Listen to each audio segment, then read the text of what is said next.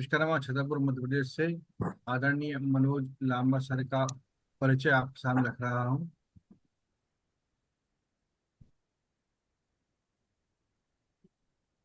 आदरणीय मनोज लांबा एक अनुभवी चार्टर्ड अकाउंटेंट हैं। आप ऑडिटिंग, आयकर और कंपनी कानून में अपनी व्यापक विशेषता के लिए प्रसिद्ध हैं। आपने 25 वर्षों के शानदार करियर में बहुत प्रसिद्धि अर्जित की है।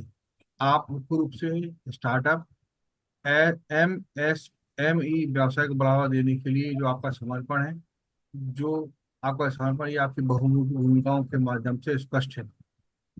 भारत सरकार द्वारा मान्यता प्राप्त एक प्रतिष्ठित स्टार्टअप बिज ज्ञान प्राइवेट लिमिटेड के आप सह संस्थापक हैं। स्टार्टअप इंडिया सरकारी पोर्टल पर पंजीकृत संरक्षक के रूप में आप सक्रिय रूप से अनेकों स्टार्टअप को उनके विकास पथ पर मार्गदर्शन करने में लगे रहते हैं।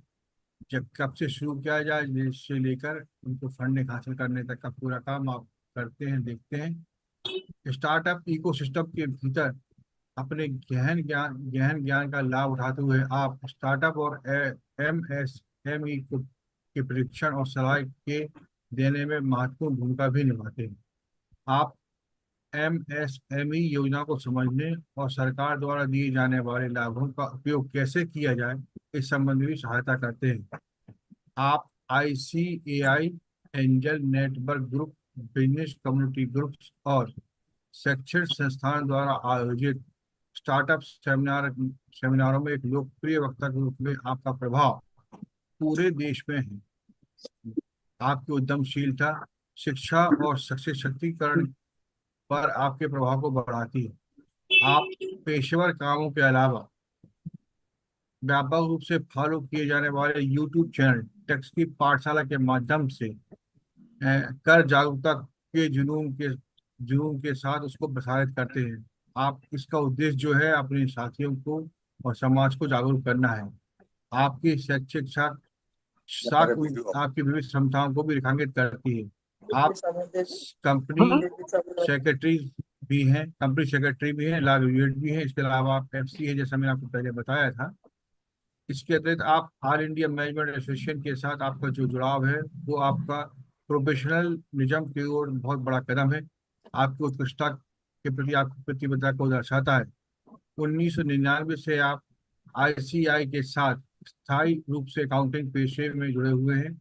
आपकी प्रभावशाली मेंटरशिप भारत भर में आयोजित 500 से अधिक सेमिनारों और वेबिनारों के माध्यम से 10,000 से अधिक छात्रों और साथी प्रोफेशनल के तक फैली हुई है।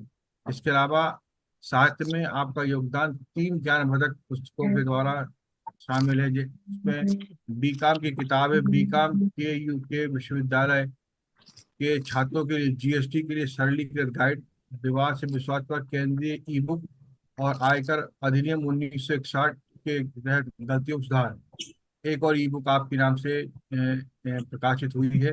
आप आज तक मनी9 जैसे विभिन्न वित्तीय और मनी TV चैनलों पर भी अपने उद्बोधन देते रहते हैं, जहां पर आप कर संबंधी चर्चा भी करते रहते हैं।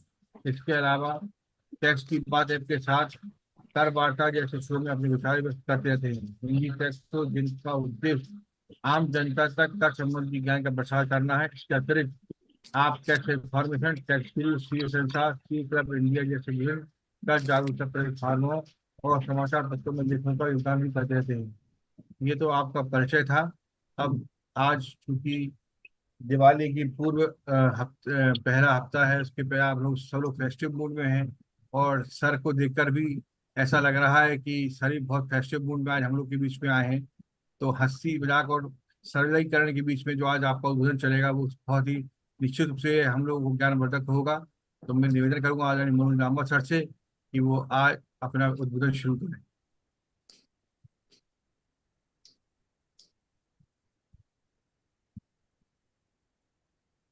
धन्यवाद शैलेश जी। तो फिर क्या समझाना है मुझे बताओ। मेरी उपलब्धियां बताने के लिए, मेरा परिचय कराने के लिए आपने जितना विस्तार से मेरे बारे में बताया, हालांकि उतना कुछ नहीं है। मैं एक बहुत ही साधारण सा व्यक्ति हूं और प्रभु से हमेशा ये प्रार्थना करता हूं कि ये कर को सीखने की जो बुद्धि है ये मेरे को प्रदान करता रहे, और इसी तरह से मैं अपना ज्ञान वर्धन करता रहूं।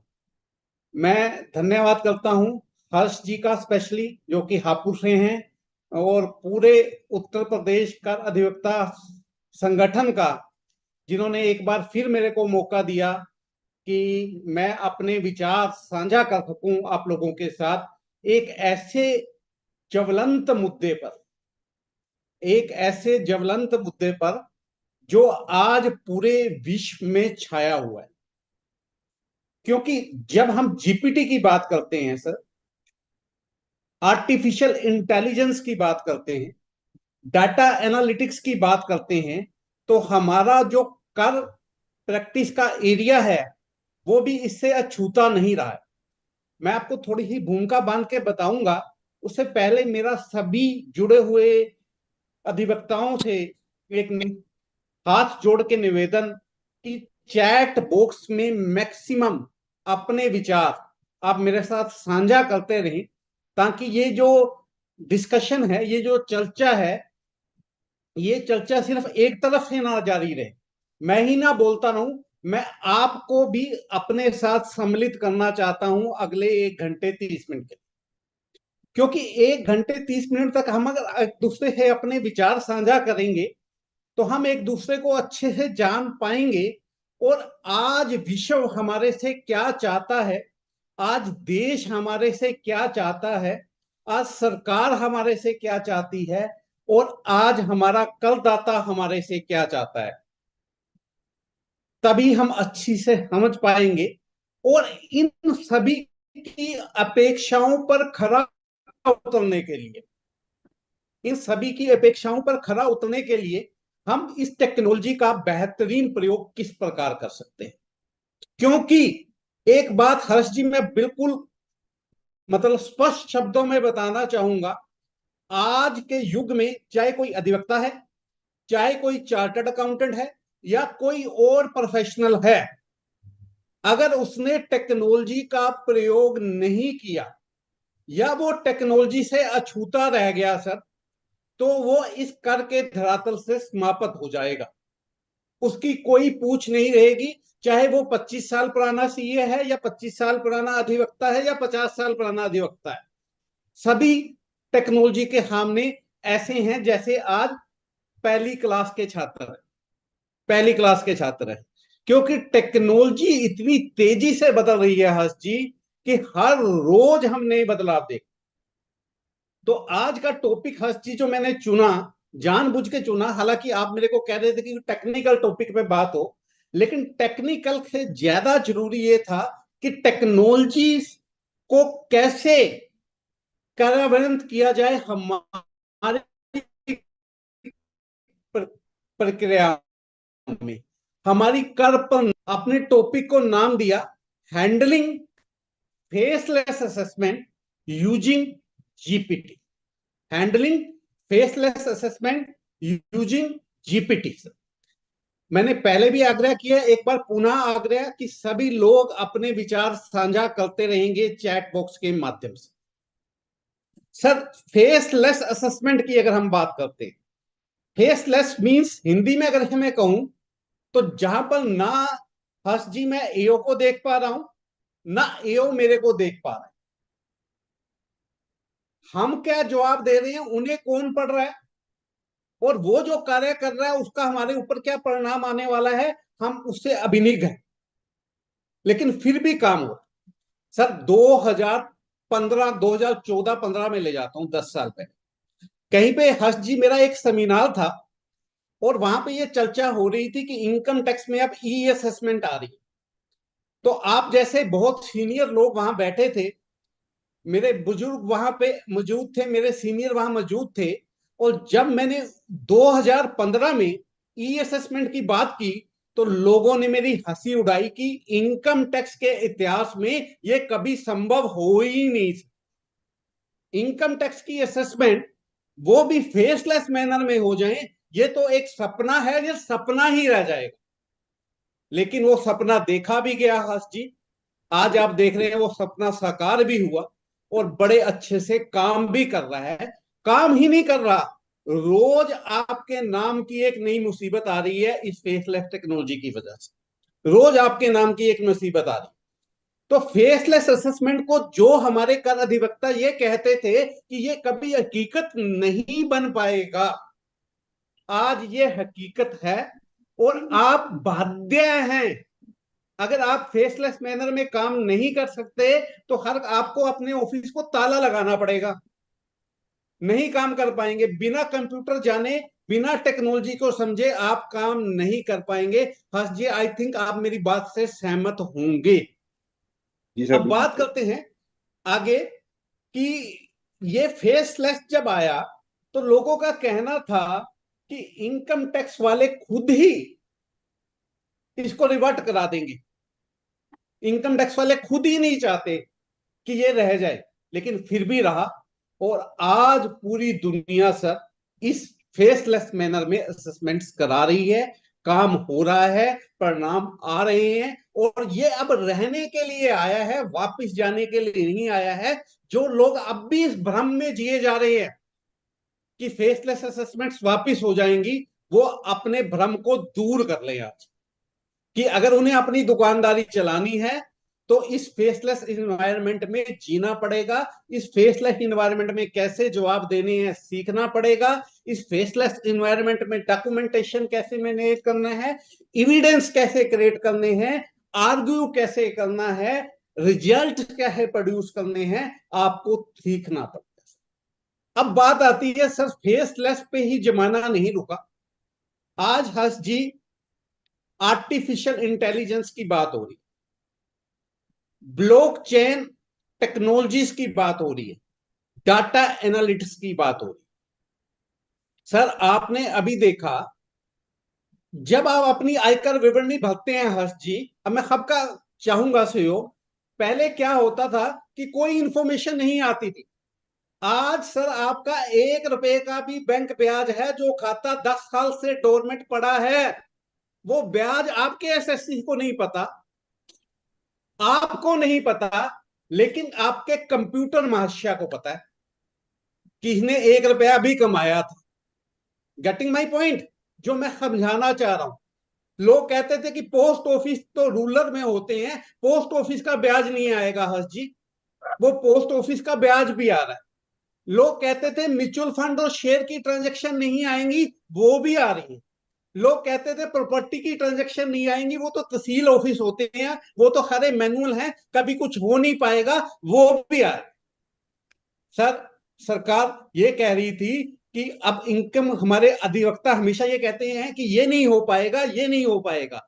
फिर आगे बात चली सर कि जीएसटी की सेल परचेज को कभी कैप्चर नहीं किया जा सकता। सर आज आपकी जीएसटी की सेल और परचेज भी आपके एनुअल इंफॉर्मेशन स्टेटमेंट में रिफ्लेक्ट हो रही है जी।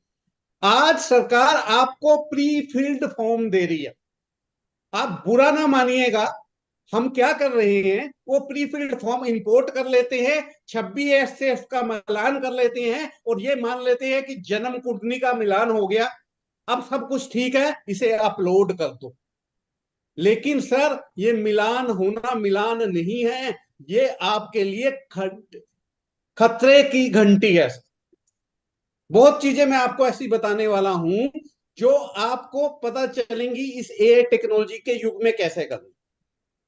हर्ष जी ये पहला वर्जन था जो अभी हकीकत बन चुका है, उसके बारे में चर्चा की। अब जो आगे होने जा रहा है 1-2 साल 6 महीने में आप देख लें। अब टेक्नोलॉजी आपको यह बताएगी कि आपके बच्चे कौन से स्कूल में पढ़ते हैं। अब टेक्नोलॉजी आपको यह बताएगी आप साल में कितनी बार होटल में खाना खाने जाते हैं, आप कितनी बार विदेश यात्रा करके आए हैं, आप कौन से स्कूल में आपके बच्चे पढ़ते हैं, आपकी बीवी कौन से पार्लर में जाती है, आपकी शॉपिंग्स कहां से होती है, आपकी क्रेडिट कार्ड की ट्रांजैक्शंस कितनी हैं। मतलब आज रात आप क्या खाने वाले हैं हर्ष जी, ये इनकम टैक्स वालों को पता होगा। ये समय अब आने वाला है और उस समय में हम ये कह रहे हैं कि हमारी प्रैक्टिस बिना टेक्नोलॉजी की चली जाएगी। इनकम टैक्स वाले तो चांद पे पहुंच गए, और आज भी हम सोच रहे हैं कि कंप्यूटर में एसएससी, मेरे पास एलआईसी की रसीदें ले आए, मेरे पास 26 एएस ले आए और उसका मिलान करके रिटर्न भर दूं सर। वो दिन गए हर्ष जी। जितना आपको अपने एसएससी के बारे में नहीं पता, उससे कई गुना ज्यादा आयकर विभाग जानता है, सब कुछ जानता है। आज मैं बहुत सारे कमिश्नर लेवल्स के लोगों से मिलता हूं, जब बातचीत होती है सर, हर्ष जी वो कहते हैं कि हमारे पास इतना डाटा, इतनी जानकारी उपलब्ध है। उसका उसकी दिखा दे, सर, 7 लाख किसी रुपए की का वॉयस आ रही है, बंद करवाइए सर प्लीज। आशीर्वाद। चिराग जी आवाज बंद कर लीजिए अपनी। तो हर्ष जी आज इतनी जानकारी उपलब्ध है कि वो कहते हैं कि अगर अगर इसकी हम दही बुलाने लग गए, दही से मक्खन निकालने लग गए ना, तो आज मेरे देश का हर करदाता चोर साबित हो जाएगा।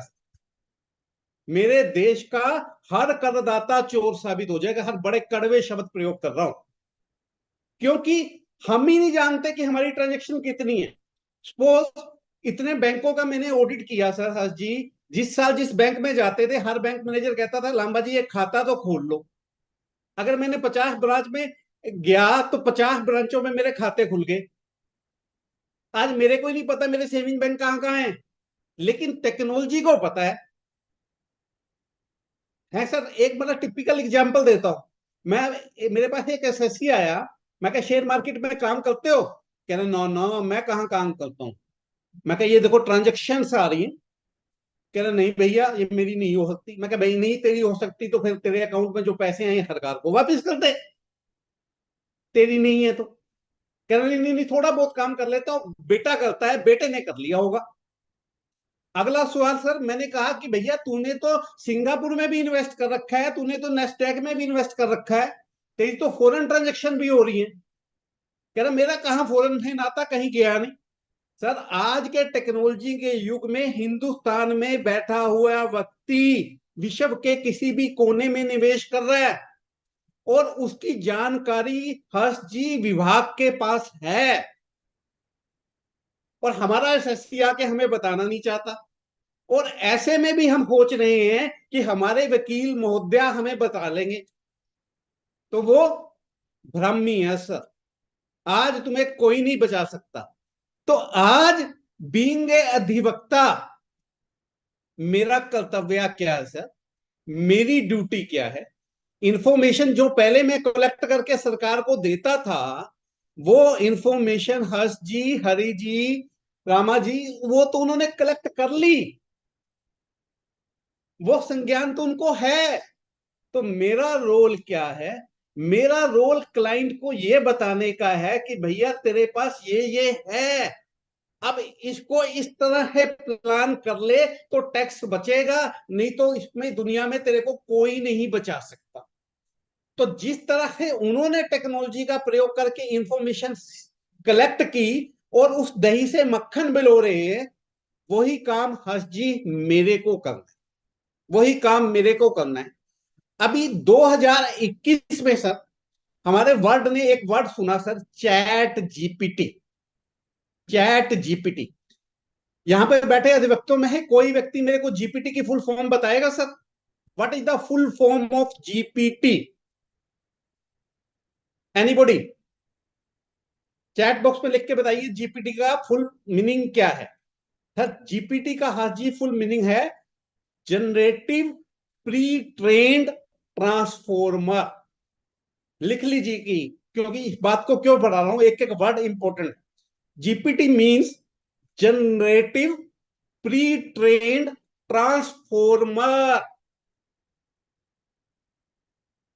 अब ये क्या हुआ सर?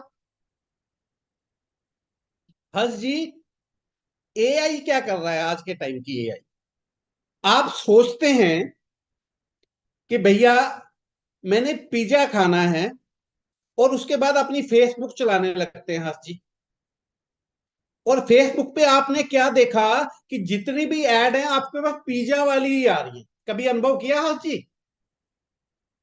आपकी बीवी साड़ी खरीदने को सोच रही है, और उन्होंने मोबाइल किया तो सारे साड़ी बेचने वाले ही आपको नजर आने शुरू हो जाते हैं। आप आज टैक्स की बात कर रहे हैं, टैक्स की कोई टूल देखते हैं, जब कोई सोशल मीडिया चलाते हैं तो सारी इंफॉर्मेशन आने लग जाती। आपने उसको बताया? नहीं बताया। आपके दिमाग में जो चल रहा था, आप जो बातचीत कर रहे थे, उसको कंप्यूटर पढ़ रहा है सर, उसको कंप्यूटर पढ़ रहा है, और वो वास्तविकता में आपको होता हुआ नजर आ रहा है। हर्ष जी, एक दिन कमाल हो गया। हम मैं पूरे परिवार के साथ गाड़ी में कहीं जा रहा था, और मेरे दिमाग में आया कि हर्ष जी, गाड़ी चलाते चलाते, गाड़ी में सारा दिन बैठे बैठे ट्रैवलिंग इतनी हो जाती है कि कोई ऐसा सिस्टम हो कि भैया ये पता चल जाए कि हाउस ऑन व्हील्स है, पहियों पे चलने वाला घर हो, जिसमें सारी सुख सुविधाएं हो। मैंने बेटे को कहा, गाड़ी तू ड्राइव कर भैया, मैं तो थक गया, और मैं फेसबुक चलाने लगा सर। और आप हैरान होंगे हर्ष जी, मैंने देखा कि सारी की सारी जो एडवर्टाइजमेंट मेरे पास आ रही हैं, वो ऐसी कंपनीज की आ रही हैं जो पहियों पे घर बनाती हैं, जो हाउस ऑन व्हील्स बनाती हैं। तो technology is impacting our life in such a way. Sir ये बिल्कुल सही बात है। मैं सोलर पे कर रहा हूँ काम, मैंने सोचा है। और आजकल मेरे फेसबुक में जब चलाता हूँ तो सोलर सोलर के ऐड आ रहे हैं मेरे यहाँ। सर आप ये, मैं अब कई तथ्य आपको बताने वाला हूं क्या होने वाला। जब आपकी बात कंप्यूटर ने पढ़ ली, तो आपके दिमाग में चल रहा है कि एक प्रॉपर्टी खरीदूंगा और इसे इनकम टैक्स रिटर्न में दिखा दूंगा। नहीं दिखाऊंगा, बचा लूंगा, किसी और नाम पे बेनामी ले लूंगा। जो आपके दिमाग में चल रहा है, क्या आयकर विभाग का कंप्यूटर उसे नहीं पढ़ रहा? बिल्कुल पड़ रहा है सर। अब तो हम जो हम सोच रहे हैं वो आयकर विभाग वो सोचता है। आपको दिखा रहे हैं, वो आपको दिखा नहीं रहे। जी। वो आपको दिखाएंगे तब जब आपकी असेसमेंट करेंगे।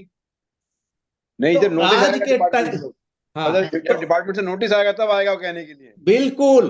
तो मैं ये समझाना चाह रहा हूं, आज वो युग आ गया कि पहले से ये पता लगाया जा सकता है टेक्नोलॉजी का प्रयोग कर कर कि मेरा करदाता कितना ओनेस्ट है, कितना ईमानदार है। वो बताए ना बताए, आप पे ऐसे टूल होने चाहिए कि आप उसका प्रयोग करें और इंफॉर्मेशन ग्रैब कर लें, अपने एसएससी को जाने सर। अभी बैंक में केवाईसी आया है सर, जिसे हम नाउ यूर कस्टमर कहते हैं। हाँ जी, इसी तरह आपको भी अपने ऑफिस में केवाईसी नॉर्म्स इंप्लीमेंट करने पड़ेंगे। नाउ यूर क्लाइंट, आपका क्लाइंट किस बैकग्राउंड से है? कहीं उस पर कोई चोरी का ट्रैक रिकॉर्ड तो नहीं है? कहीं वो बेईमान आदमी तो नहीं है? क्या किस तरह का चरित्र वो रखता है? क्या वो आपके नाम पर भी तो लांछन नहीं लगा देगा? ये चीजें आप टेक्नोलॉजी से पता करें, टेक्नोलॉजी से पता करें क्या क्या उसके बिजनेस हैं। सर मेरे पास एक क्लाइंट आया, उसने मेरे को कहा, सर मेरा ना एक केमिकल का यूनिट है, आपने इसका काम करना है हर्ष जी, आप इसका काम कर दीजिएंगे? मैं कहा हाँ जी कर देंगे। मैं, आप मेरे पास कल आइएगा, कल आइएगा। और मैंने सर सारा सोशल मीडिया, सारे जीपीटी से रिसर्च की उस आदमी के बारे में, उसका नाम डालकर, तो पता चले कि 4-5 क्षेत्र और है जिनमें और काम करता है। उसका तो केमिकल का भी बिजनेस है, उसका तो प्लाईवुड का भी बिजनेस है, उसका तो कपड़े का भी बिजनेस है, वो तो बहुत बड़ा फाइनेंसर भी है। नेक्स्ट डे जब वो आया, तो मैंने उसकी सारी जन्म कुंडली उसके आगे रख दी।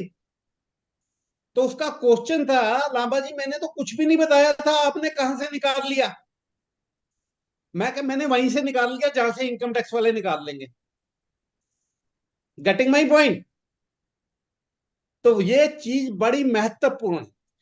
बहरहाल लौटते हैं अपने टॉपिक पे, जहां से शुरुआत होनी है हमारी, जीपीटी। एआई तो हमारे पूर्वजों ने स्टार्ट की थी एस्ट्रोलॉजी के नाम से, लेकिन हम लोग उस टॉपिक को भूल गए। ये कह के कि पंडितों की, ये नहीं, इधर पंडितों का चैप्टर है। जैसे चलिए पंडित कोई बात नहीं। जैसे बोले एस्ट्रोलॉजी वाले खाली एक डेट से, बर्थ की डेट से सारा पूरा जन्म पत्री निकाल देते हैं कि आपके पूरा परिवार का, आपका क्या जीवन का दिनचर्या होगी, आप क्या बनेंगे, क्या होगा, क्या परिवार में रहेगा। जो अच्छे एस्ट्रोलॉजर से बता देते हैं। वही चीज आर्टिफिशियल इंटेलिजेंस है जी आज। वो ह्यूमन इंटेलिजेंस थी है, ये उससे कई गुना तेज। अब ये मैं आपको दिखाने वाला हूं। ये बिल्कुल अब सही। मैंने बात की, हर जीपीटी का फुल फॉर्म क्या है? Generative pre trained transformer. Generating pre train transformer.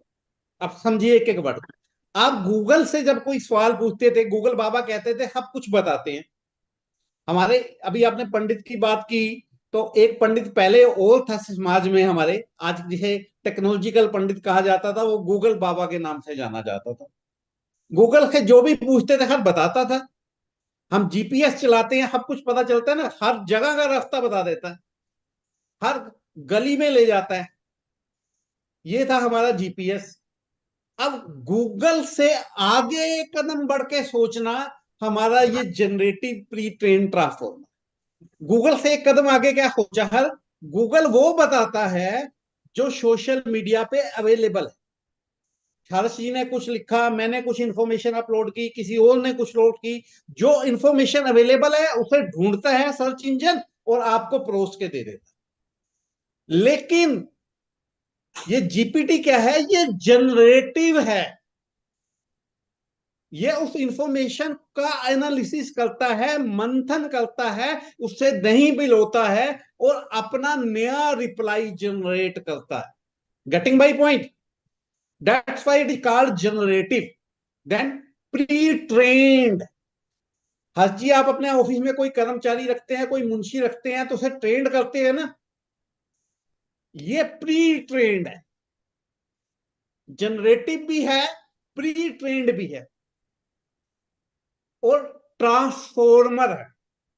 Transformer का क्या काम होता है, इसमें इतनी सारी बिजली है कि पूरे मोहल्ले में बिजली सप्लाई हो सकती है इसके जरिए। तो it is called generative pre trained transformer, जिसके जरिए हम पूरे विश्व की इंफॉर्मेशन को जनरेट कर कर आपको नए तरीके से प्रस्तुत कर सकते हैं। Getting my point sir? तो ये है जनरेटिव प्री ट्रेन ट्रांसफॉर्मर। तो हर्ष जी, आज के टाइम में समस्या क्या है आपके ऑफिस में? जब कोई व्यक्ति आता है कि हर मेरी रिटर्न भर दीजिए, तो पहले तो आपको ऐसा व्यक्ति चाहिए होता है जिसे कंप्यूटर आता हो और जो आपके ऑफिस में सॉफ्टवेयर है वो चलाना आता हो, और चलाने आने के बाद उसको जो बातें नहीं आती और जो आप उसे समझाएंगे वो उसकी समझ में आ जाए। और कितने टाइम में समझ में आएंगी ये कह नहीं सकते, और जिस दिन वो सीख जाएगा उस दिन वो आपको नमस्कार करके कब चल देगा ये पता नहीं। आज की डेट में हर प्रैक्टिशनर की प्रॉब्लम क्या है कि पहले हम स्टाफ को ट्रेन करते हैं, जिस दिन वो सीख जाता है उस दिन हमें नमस्ते कर जाता है। ऐसे ही होता है हर्ष जी। तो ये जो हमारा प्री ट्रेन ट्रांसफॉर्मर है, ये प्री ट्रेन ट्रांसफॉर्मर अंकित जी हमारे लिए सब कुछ करेगा। मैं इसे दूसरे शब्दों में कहता हूं sir, it is our virtual assistant, it is our virtual typist, it is our virtual munshi, it is our virtual clerk. और सबसे खूबसूरती इस बात की यह है कि हर बार ऐसा शेफ है हर्ष जी ये, कि आपको नए ढंग से खाना प्रस्तुत करेगा। जो इंफॉर्मेशन, जो काम आप इससे करवाना चाह रहे हैं, वो एक नए सुंदर तरीके से ही आपको प्रस्तुत करेगा सर। इसलिए जनरेटिव है। दूसरा, इसके मुंह पे ना नहीं है जनरेटर। एक बार कहो, दो बार कहो, 5 बार कहो, 10 बार कहो, 100 बार कहो, 1000 बार कहो, हर बार पहली गलती का सुधार करते हुए बढ़िया ढंग से पेश करो। तो सर जीपीटी का अर्थ समझ आ गया। अब जीपीटी को फेसलेस असेसमेंट में कैसे प्रयोग करना है वो आपको समझना। सर इसके लिए मैंने सभी अधिवक्ताओं को बताना चाहूंगा सर, मैंने एक अभी कॉन्फ्रेंस अटेंड की थी हैदराबाद में, वहां पे मैंने कुछ सीखा। और मेरी एक आदत है हर्ष जी, जो मैं सीखता हूं उसे जिंदगी में उतारता हूं। कोशिश करता हूं कि कुछ सीखा जो है उसे अपनी जिंदगी में इंप्लीमेंट कर लूं। उस कॉन्फ्रेंस को अटेंड करने के बाद मैंने सर अपनी एक जीपीटी डेवलप की। मैंने खुद की अपनी जीपीटी बनाई जिसका नाम है फेसलेस असेसमेंट जीपीटी। जिस जीपीटी का नाम है सर फेसलेस असेसमेंट जीपीटी। और ये आपकी फेसलेस असेसमेंट से संबंधित हर काम को with in fraction of second करेगी और बेहतरीन ढंग से करेगी। इसका प्रैक्टिकल डेमो मैं आपको देने। इसका प्रैक्टिकल डेमो आपको देने वाला हूं। 1 मिनट हाजी जी, मैं स्क्रीन शेयर कर रहा हूं, अगर मेरी स्क्रीन शेयर हो जाए तो बताइएगा।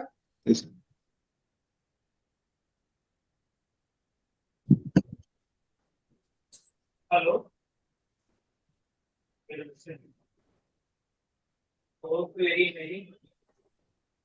हाँ जी, आप स्क्रीन पे देख पा रहे हैं, ये लिखा आ रहा है income tax faceless assessment GPT. जी सर, आ गया। स्क्रीन पे सभी लोग देख पा रहे हैं? जी आ गया सर, बिल्कुल आ गया ठीक सर। है सर, ये आप देख रहे आ रहे हैं, जब आप इस टूल को यूज करेंगे तो आप पे इस तरह का एक पेज खुल जाएगा आपके कंप्यूटर पे, जिसमें लिखा हुआ है income tax faceless assessment GPT. और इसको मैंने टैग लाइन दी है, हाँ नीचे पढ़िए, unseen, unbiased, unmatched. 3 word use किए हैं सर मैंने। जी जी हाँ जी, हाँ जी sir, unseen, unseen, unbiased, unbiased, unmatched. Unmatched. ये क्यों किए मैंने सर? जो मैं आपको दिखाऊंगा आपने कहीं नहीं देखा होगा इससे पहले, इस बात की गारंटी। जो काम ये कर देगा उस काम की तुलना आप किसी और से नहीं कर सकते, और जो ये करेगा उसका किसी से कंपैरिजन नहीं। किसी का पक्ष नहीं लेगा, किसी का विपक्ष नहीं लेगा। ये ऐसा जवाब तैयार करके देगा आपको, नो ना इनकम टैक्स का पक्ष क्या है ना आपका है। अगर न्याय आपके पक्ष में जाता है तो आपके पक्ष की बात करेगा, अगर न्याय आयकर विभाग के पक्ष में जाता है तो उनकी बात करेगा। इसलिए ये अनबायस्ड है सर, और जो निर्णय ये देगा हर्ष जी, ये अनमैच्ड होगा।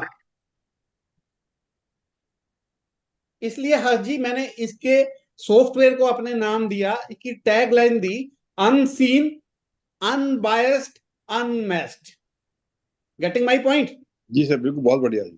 अब सबसे पहले क्या होता है सर, जब फेसलेस असेसमेंट में केस लगता है, सबसे पहला काम क्या होता है Harsh ji? How should I draft my reply? हाँ जी, how should I respond? How should I reply? How should I make my reply? कहाँ से मैं मैं, 1 मिनट रुकिए रहिए सर। सबसे पहला काम होता है सर, जब हमारे पास आता है तो हमारे पास एक सुंदर सा नोटिस आता है इनकम टैक्स में, जिसे बोलते हैं notice under section 143 sub section 2। जी जो पहले 30 सितंबर तक आना जरूरी होता था, आजकल 30 जून तक आना जरूरी होता है। सबसे पहला क्या होता है सर? 143(2) सर। का नोटिस आता है पर।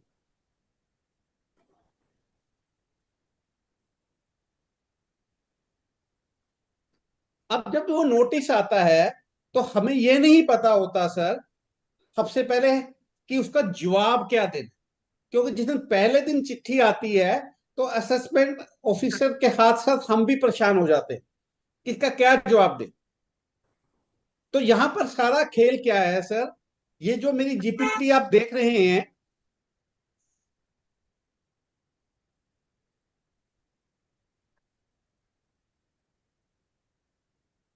सर जीपीटी नजर आ रही है स्क्रीन पे कि नहीं आ रही? नहीं सर, आ रहा है सर।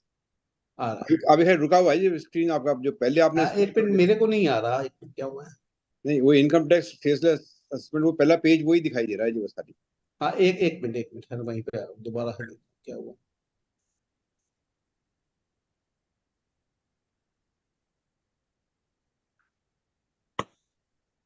ये है सर। अभी चेंज नहीं हुआ सर। नहीं नहीं, अभी नहीं हुआ। अब मैं पहले बता रहा हूं इसमें हरा खेल क्या है हर्ष जी। ये नीचे देखिए, यहाँ पर ये टैग बना आ रहा है, ये एक क्लिप बना आ रहा है, दिख रहा है हर आपको? जी सर, दिख रहा है। ये क्लिप में आपने कुछ भी अटैच कर सकते हैं और कोई भी इंफॉर्मेशन ले सकते हैं। यहाँ अब मैं यहाँ इस यहाँ चैट यहाँ जीपीटी लिंक को ये करते हैं। कहता हूं, जब 143(2) का नोटिस आया मेरे को, तो भैया मेरे लिए तू जवाब बना सकता है क्या?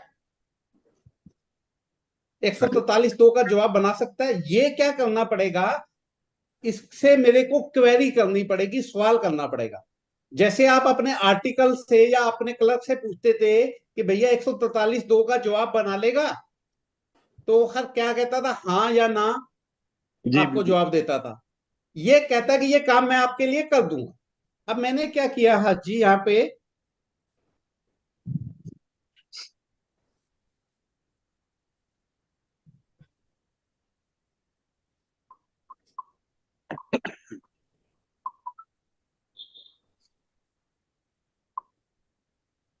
यहाँ पे मैंने सर इसको एक प्रोम्प्ट दिया, यहाँ पे इसे क्या बोलते हैं, प्रोम्प्ट बोलते हैं सर। और ये प्रोम्प्ट जितना स्पेसिफिक होगा उतना स्पेसिफिक ये रिप्लाई देगा। मैंने इसे कहा क्या, draft a detailed reply in response to notice under section 143 sub section 2 of income tax act dated 6th August, din number so and so for the assessment year 23-24, relevant to the financial year in the case of so and so, PAN number so and so, from National Faceless Assessment Center. Prepare the reply most formally and legally in appropriate language. तो जो करवाना था हाजी मैंने इसको बताया। और हाजी इधर देखो, ये एरो नजर आ रहा है आपको? जी सर। ये एरो पे मैंने क्लिक किया सर। शुक्ला जी आवाज बंद कर लीजिए 1 मिनट। ये हाजी स्क्रीन पे देख रहे हैं आप, कुछ हो रहा है? जी सर आ रहा है। क्या हुआ, पूरा एड्रेस कर दिया आपने, मैंने कुछ नहीं बताया। किसको चिट्ठी लिखनी है? नेशनल फेसलेस असेसमेंट सेंटर को लिखनी है, इनकम टैक्स डिपार्टमेंट को लिखनी है, न्यू दिल्ली को लिखनी है, 143(2) का रिप्लाई देना है, 23-24 का देना है। पिन नंबर अपने आप फिल कर देगा, नाम अपने आप फिल कर देगा, पैन नंबर अपने आप फिल कर देगा। आगे क्या है? असेसिंग ऑफिसर के जवाब आ रहा है, आई so and so holding PAN number so and so humbly submit this response to the notice issued under section 143(2) of the act for the assessment year. I duly acknowledge the receipt and provide my response regardless. फिर नीचे क्या बता रहा है? Compliance under section 143(2). फिर verification of income tax return हम क्या करते हैं हर हाजी, जब आता था 143(2) सबसे पहले रिटर्न की कॉपी लगा के देते हैं ना उसे। जी बिल्कुल ये बिल्कुल। रिटर्न और ये कंप्यूटेशन है वो उन्हें अपने आप लगा दी कि ये मैंने रिटर्न भरी हुई है, ये कंप्यूटेशन नंबर है, ये ITR है, ये है।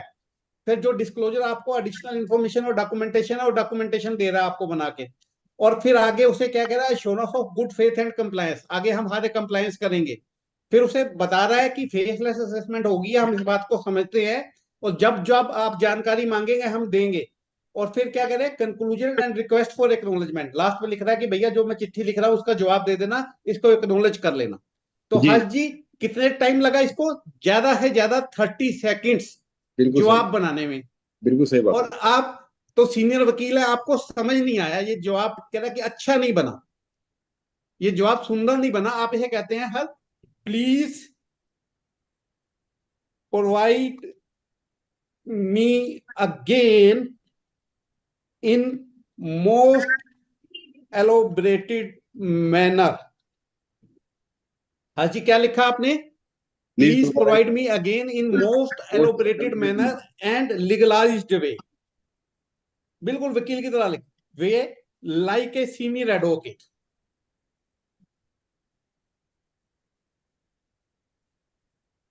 मैं है क्या कह रहा हूं सर, चिट्ठी ऐसे लिख जैसे कि तू सीनियर एडवोकेट है। बिल्कुल सही। अब देखिए हर कमाल इसका, दोबारा फिर तैयार है आपके लिए। देखिए कितनी स्पीड से लिखेगा।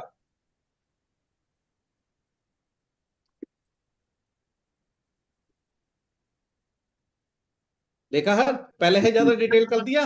जी सर। और अगर एक बार हर्ष जी आप इसको पढ़ लेंगे, मैं इस बात की गारंटी देता हूं कि इतनी अच्छी इंग्लिश तो हमने कभी लिखी ही नहीं थी। जी इतनी ग्रामर तो हमारी अच्छी थी ही नहीं कभी। जी बिल्कुल सही बात कर रहे हैं। जो लिख रहा है देखिए, अब यह रिस्पेक्ट लास्ट में कंक्लूजन पैराग्राफ में आए हैं आप, हाँ, तुमने लिखा in conclusion respectfully I respectfully submit this response to facilitate a fair, lawful, efficient assessment process. तो इस तरह के टेक्निकल वर्ड हम यूज करते ही नहीं थे कभी। नहीं कभी हमें तो ये होता था टूटा जवाब बन जाए सही कहीं से। और अभी भी अगर आपको पसंद नहीं आया, आप इसे तीसरी बार कहेंगे, चौथी बार कहेंगे, पांचवी बार कहेंगे, आपके लिए जवाब तैयार है हर्ष जी। क्या बोलना वो? Getting my point? जी बिल्कुल सही कह रहे हैं। अब 143(2) के बाद क्या होता है? आगे 143(2) आने के बाद जनरली हमारे पास वो 143(2) का जब आप जवाब देते हैं क्या देता है हर्ष जी? 142(1). 142(1) आता है ना सर? जी 142(1) में आपको क्वेश्चनर देता है कि इन क्वेश्चंस के जवाब दे दो भैया। अब मैं इसको कहता हूं 142(1) का रिप्लाई तैयार करना है सर, मैं इसे कुछ नहीं बता रहा। फिर इसको क्वेश्चन दिया मैंने, पहले मैं ये कह रहा हूँ सर मेरी इंफॉर्मेशन तैयार नहीं है, हाँ जी मेरे को अडजोर्नमेंट चाहिए, यही करते थे ना जी। पहले, हम क्या कहते थे, अडजोर्नमेंट दे दे भैया। अब हाँ हाँ। अडजोर्नमेंट की चिट्ठी मैंने लिखवानी है और इसी से लिखवानी है। जैसे मैंने हर यहाँ papers are under prompt correction, दिया, मैंने ये कहा draft a detailed request for adjournment of hearing due to your unavailability, क्योंकि आप आउट ऑफ स्टेशन है। हाँ जी जी बहुत घूमते रहते हैं इधर उधर, इनको चिट्ठी आई, इनके क्लाइंट को चिट्ठी आई, ये कह रहे हम डेट पे जवाब नहीं दे सकते क्योंकि मैं आउट ऑफ स्टेशन हूँ। और जो ये आउट ऑफ स्टेशन वाली बात लिख रहा है भैया तू, इसमें मेरे को केस ला भी दियो, केस ला भी बताइयो ढूंढ के, और इसका रिप्लाई तैयार कर दे और लीगली फॉर्मलाइज्ड फॉर्म में करियो। सर मैंने ये जवाब दिया सर, इसको बनाने को कहा सर, देखिए अब क्या हो रहा है। हर चीज देखते जाइए।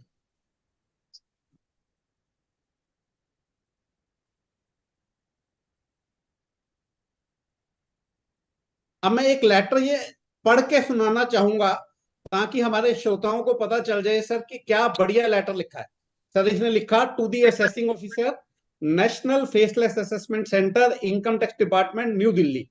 Subject, request for adjournment of hearing scheduled on 6th August 2024 in response to notice under section 142(1) of the Income Tax Act for the assessment year 23-24 in the case of so and so having PAN number so and so in respect of DIN number so and so। यही कुछ लिखते हैं ना जी, जी जी बिल्कुल ऐसे। हमारे है कुछ छूट सकता है, इसने नहीं छोड़ा।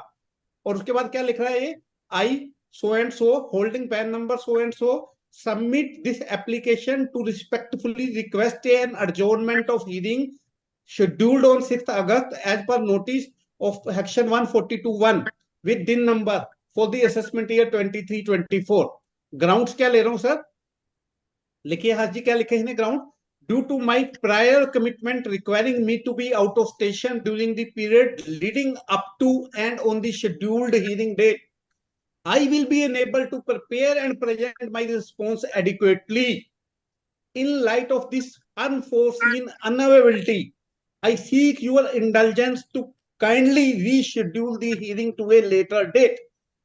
My absence is genuine. I am obligated to fulfill certain other professional responsibility out of station which preclude my immediate return of availability। हर्ष जी आप ये लाइन मैनुअली अगर लिखते, क्या इतनी इफेक्टिव इंग्लिश आ सकती थी सर? हर्ष जी ईमानदारी से बताइएगा। नहीं नहीं सर बिल्कुल नहीं आती। और उसके बाद आइए देखिए लीगल जस्टिफिकेशन, ये इन्हें केस ला दिए, ये केस ला ढूंढने के लिए आप 4 दिन लगा देते। और केस लाइन देखिए इन्हें क्या लिखा, ITU versus Mohammad Kunhi 71 ITR 815 Supreme Court, पूरी साइटेशन के साथ इसी मैटर का डिसीजन आपको दे रहा है। और बालाजी स्टील रोलिंग मिल्स का नीचे एक और डिसीजन दिया। फिर इन्हीं को सपोर्ट करते हुए उसने कहा कि मेरे को एडजोर्नमेंट मिलनी चाहिए, और एडजोर्नमेंट मिलने के बाद ये कह रहा है कि अगर आप मेरे को एडजोर्नमेंट करोगे तो आगे वाली डेटों पे मैं आपका पूरा सहयोग करूंगा। फिर आगे प्रेयर भी की इससे कि रीजनेबल डेट देना, ऐसा ना हो कि 2 दिन की दे दो। फिर इसने कहा कि कंक्लूजन में यह है कि फेयरनेस में मेरे को मौका मिलना चाहिए सुनवाई का, और ये मेरे को मिलेगा चाहिए। अब हर्ष जी आप कहते हैं कि 2 केस ला कम है, कम से कम 5 केस ला तो दे। जी तो मैंने ये कहा कि मेरे को ये पसंद नहीं आया, please provide me again with at least 5 case law and write it in most elaborated manner। मैंने इसे गुहार क्या लगाई है सर, 5 केस ला चाहिए मेरे को। अब जी अब देखिए कितनी देर लगाएगा ये ढूंढने में। ये है टेक्नोलॉजी सर, आप क्लिक बाद में करते हैं, उससे पहले ये लिख चुका होता है। आपका टाइप पीसी इस टाइप से स्पीड करता है सर? नहीं सर मतलब ही नहीं है। ये देखो सर 1 2 3 जितने कहूंगा वहां रुकेगा, और हर केस को एक्सप्लेन भी कर रहा है। 4 5 ऐसा वर्चुअल असिस्टेंट मिलेगा सर आपको? मतलब ही नहीं सर। ये देखो आपका 142(1) की एडजोर्नमेंट तैयार। और सर आपको करना क्या है हाथ जी, 50,000 महीना के पे भी नहीं मिलने का ऐसा है तो। सर आप देखिए आगे, इसको यहां से आपने क्लिक करना है, सिलेक्ट करना है, यहाँ पे कॉपी कीजिए अपने लेटर पैड पे या जिस पे भी आपने लिखना है पेस्ट कीजिए और चिट्ठी को भेज दीजिए। Getting my point? जी तो बिल्कुल। 143(2) का जवाब दे दिया सर, 142(1) का रिप्लाई भी बनवा दिया मैंने और एडजोर्नमेंट का। अब आगे चलते हैं सर। अब मैं कह रहा हूं कि मेरे को एडजोर्नमेंट चाहिए। हाँ जी, अब मैं क्या कह रहा हूं, एडजोर्नमेंट चाहिए, लेकिन एडजोर्नमेंट इस वजह से नहीं चाहिए कि मैं आउट ऑफ स्टेशन हूं। एडजोर्नमेंट इस वजह से चाहिए कि जो इन्फॉर्मेशन आपने मांगी है वो इन्फॉर्मेशन बहुत ज्यादा है, उसे इकट्ठा करने में टाइम लग रहा है। जो कागज आपने मांगे हैं वो बहुत ज्यादा है, बल्कि हैं, मेरे को टाइम लग रहा है इकट्ठा करने में। मैं हूं तो अपने ऑफिस में ही, काम भी कर रहा हूं, लेकिन आपने पेपर इतना लेंथी दे दिया कि इस पेपर का आंसर देने में टाइम लग रहा है। इसके लिए मेरी रिक्वेस्ट लेटर बना दे। मैंने इसको कहा सर, ये आपके लिए तैयार, आपकी सेवा में हाजिर है सर। देखिए,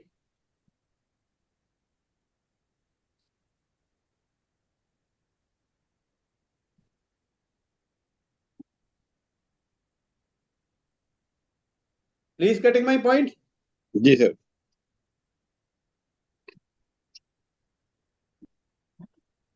सर अवेलेबल नहीं है अभी। सर देखा आपने, 5 केस ला इसने डिटेल में दे दिए मेरे को, फिर दोबारा इतनी 5 जल्दी दिए थे मेरे को आउट ऑफ किताब स्टेशन पढ़ने वाले, देंगे झूठ जाते। 5 दे दिए इस पे।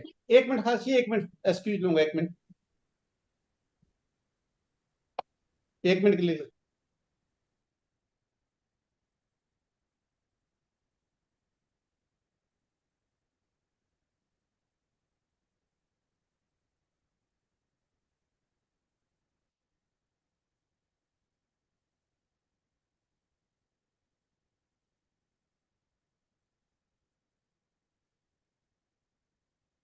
44 इनकन्वीनियंस सर, सॉरी। नहीं सर, नहीं सर। हंसी, ये देखा आपने, अब फिर 5 केस ला हैं। जी और सर। केस ला ऐसे नहीं बताता, ये देखिए, ये पूरा सुप्रीम कोर्ट इन आईटीओ वर्सेस एम के मोहम्मद कुंची 1969, 71 आईटीआर 815 सुप्रीम कोर्ट, फिर दिल्ली का है, फिर टैक्समैन बॉम्बे पब्लिश में पूरी साइटेशन के साथ। और फिर अगर आपको पसंद नहीं आ रहा, इसे डिटेल चाहते हैं तो डिटेल देगा हर आपको। आगे चलते हैं सर।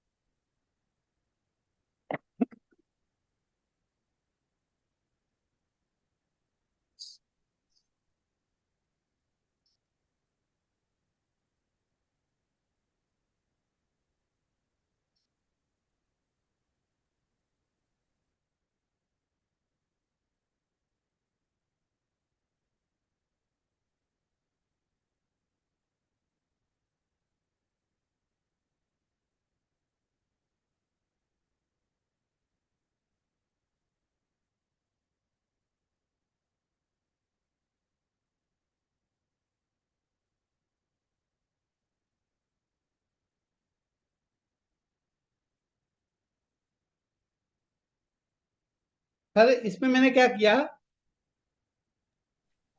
इसमें मैंने हर इसे अब कहा है कि 142(1) का डिटेल्ड रिप्लाई चाहिए मेरे को।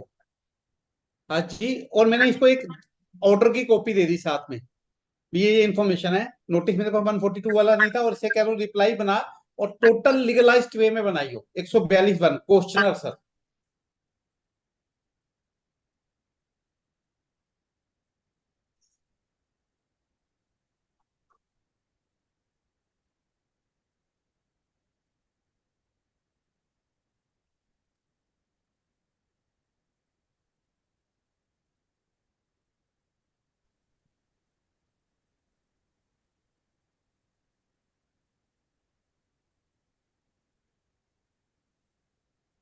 ये सर पहले ये बनाया है हर चीज ने, सॉरी मैंने गलत प्रॉम्प्ट दिया इसको, कि मेडिकल ग्राउंड्स पर अगर आपको एडजॉर्नमेंट चाहिए तो मेडिकल ग्राउंड्स के लिए केस क्लास दिए हैं आपको।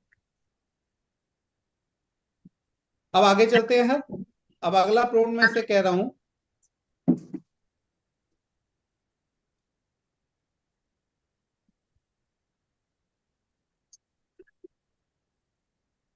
हाँ जी, फेसलेस असेसमेंट में क्या आप ओरल हियरिंग की अपॉर्चुनिटी ले सकते हैं?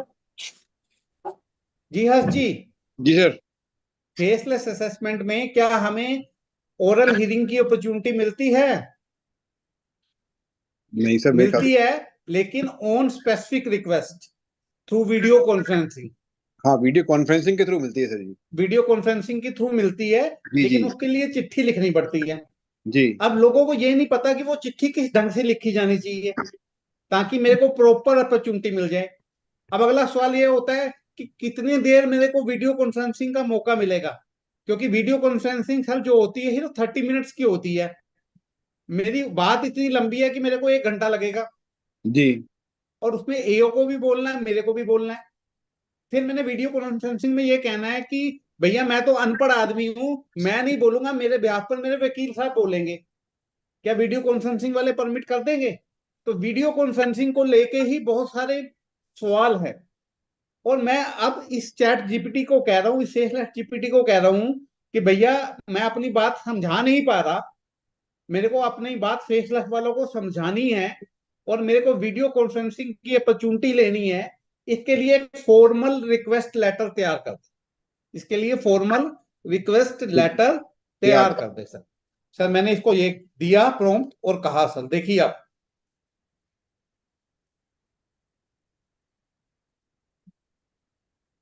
हर लेटर सर तैयार है। क्या लिखा उसने? Request for oral hearing via video conferencing. और देखिए फिर 3 4 5 केस ला दे दिए फिर सर। और क्यों मिलनी चाहिए, इतने सारे रीजन दे दिए। पहले हर इसने क्या किया सर, पहले इसने क्या किया हर चीज, पहले जी इसने बताया कि भैया मैं ये हूं, ये वाला मेरा केस चल रहा है, ये मेरे पर्टिकुलर्स है, मेरे को वीडियो कॉन्फ्रेंसिंग है अपॉर्चुनिटी चाहिए। फिर वीडियो कॉन्फ्रेंसिंग से अपॉर्चुनिटी क्यों मिलनी चाहिए, इसके लिए फेवरेबल 5 केस ला दिए सर मेरे को। और उसके बाद फिर क्या बता रहा है सर, ये कह रहा है क्यों मिलनी चाहिए। अब ये जल्दी ये पूछ लेता ना भैया, फेसलेस में तो सब कुछ फेसलेस है, हम नहीं देते वीडियो कॉन्फ्रेंसिंग की अपॉर्चुनिटी। तो ये आगे ये बता रहा है, ये फेसलेस स्कीम में लिखा हुआ है, गवर्नमेंट ने जो बनाई है, सेक्शन 144B में लिखा हुआ है कि मेरे नेचुरल जस्टिस के लिए, मेरे साथ फेयर होने के लिए, ट्रांसपेरेंसी के लिए मेरे को अपॉर्चुनिटी मिलनी चाहिए। तो alignment with the objective of faceless assessment scheme इसने अपने आप रेफरेंस दिया, और ensuring fair and just assessment process बताया। फिर आगे आपने बताया कि मैं पूरा टाइम जो दोगे आप वीडियो कॉन्फ्रेंसिंग का जो लिंक दोगे, जो हमें दोगे उस समय पे उपलब्ध रहेंगे, और जो आप पूछोगे उसका सही सही जवाब देंगे। तो हर जी मैं एक चीज यहाँ पे बताना चाह रहा हूँ, यही काम अगर आप अपने असिस्टेंट से करा रहे हो तो उसे 10 बार तो सर ये बताना पड़ता है, भैया ये लिख, ये लिख, ये लिख, ऐसे लिख, ऐसे बिल्कुल नहीं सही। लिख सकता। बिल्कुल इसे सही कुछ कह रहे बताने की जरूरत नहीं है, ये आपसे भी ज्यादा समझदार है। Getting my point? हैं। जी और बिल्कुल फिर बिल्कुल। अगर आपको लग रहा है इसने कुछ नहीं बताया, इसको एक इंस्ट्रक्शन दो कि भैया ये भी इंक्लूड कर दे, और बेहतरीन ढंग से ये इंक्लूड कर देगा सर। तो सर ये मैंने वीडियो कॉन्फ्रेंसिंग का लेटर भी बना दिया। मैंने कौन कौन से बना दिए सर? 143(2) बना दिया, 142(1) बना दिया, एडजॉर्नमेंट का। अडजोनमेंट का बना दिया, मेडिकल ग्राउंड वाला बना दिया, आउट ऑफ स्टेशन वाला बना दिया, और वीडियो कॉन्फ्रेंसिंग वाला बना दिया। अब आगे चलिए सर। अब फेसलेस असेसमेंट के अंदर हर चीज क्या होता है, जब एक बहुत ही खूबसूरत बात यह है इसमें, जब कभी फेसलेस असेसमेंट में आपकी इनकम में एडिशन प्रपोज होनी है, तो मैनुअल में ड्राफ्ट असेसमेंट ऑर्डर का कोई कंसेप्ट नहीं था सर। लेकिन हर्ष जी फेसलेस असेसमेंट के अंदर कोई भी असेसमेंट ऑर्डर तब तक वैलिड नहीं है जब तक ड्राफ्ट असेसमेंट ऑर्डर की कॉपी एसएससी को ना दे दी जाए। Getting my point? जी ड्राफ्ट असेसमेंट ऑर्डर बनना अनिवार्य है वहां, और इसके साथ साथ ये भी अनिवार्य है कि ड्राफ्ट असेसमेंट ऑर्डर के साथ शोकॉज भेजा जाए कि जैसे मैं कह रहा हूं वैसे आपकी असेसमेंट क्यों ना कर दी जाए, कारण बताओ नोटिस। शोकॉज नोटिस में आपकी हिंदी में क्या कहा जाता है? कारण बताओ नोटिस। जी तो अब आपके एओ साहब ने आपको शो कॉस्ट नोटिस दे दिया है और ड्राफ्ट असेसमेंट ऑर्डर भी भेज दिया, भी इतनी इनकम असेस कर दूंगा, और कैपिटल गेन का मामला है, और कैपिटल गेन में भी सेक्शन 50C है जहां पर स्टाम्प ड्यूटी से कम वैल्यू पर एडिशन हुई है। तो मैं कह रहा हूं इस मैटर पे मेरे को रिप्लाई दे दे भैया। देखिए सर,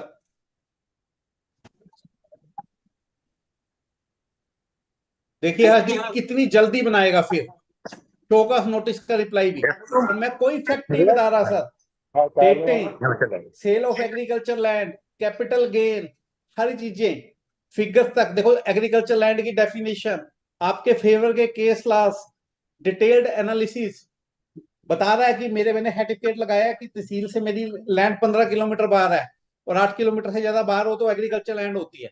मैंने इसको कुछ बताया सर?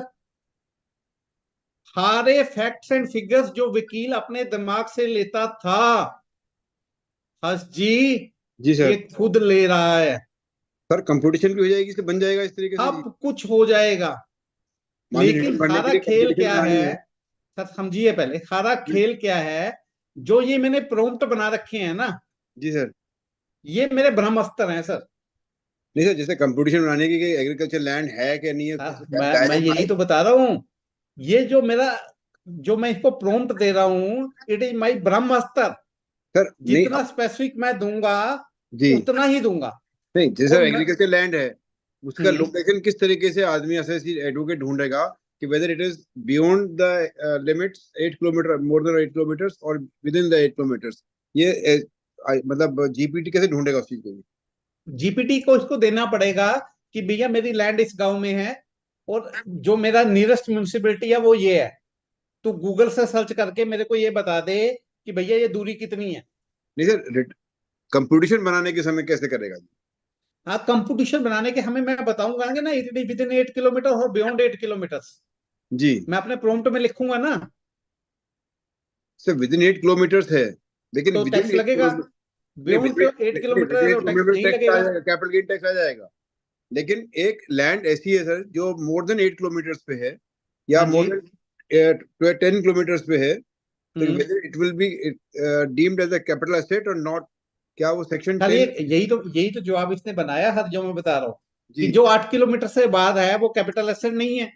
जी तो मैं इसको अपने प्रॉम्प्ट में, अपनी क्वेरी में लिखूंगा कि make the calculation of capital gain in this case assuming that land is situated beyond 8 kilometre from the nearest municipality, calculate accordingly. अच्छा तो ये कैलकुलेट अकॉर्डिंगली करते हैं।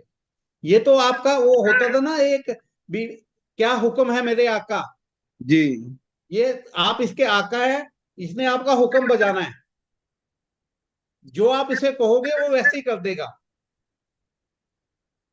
अब देखिए अपने इन्हें सारे फैक्ट्स लिखे। अब मैं इसको कहता हूं sir, please add in this reply some more case laws and write it again in most elaborated manner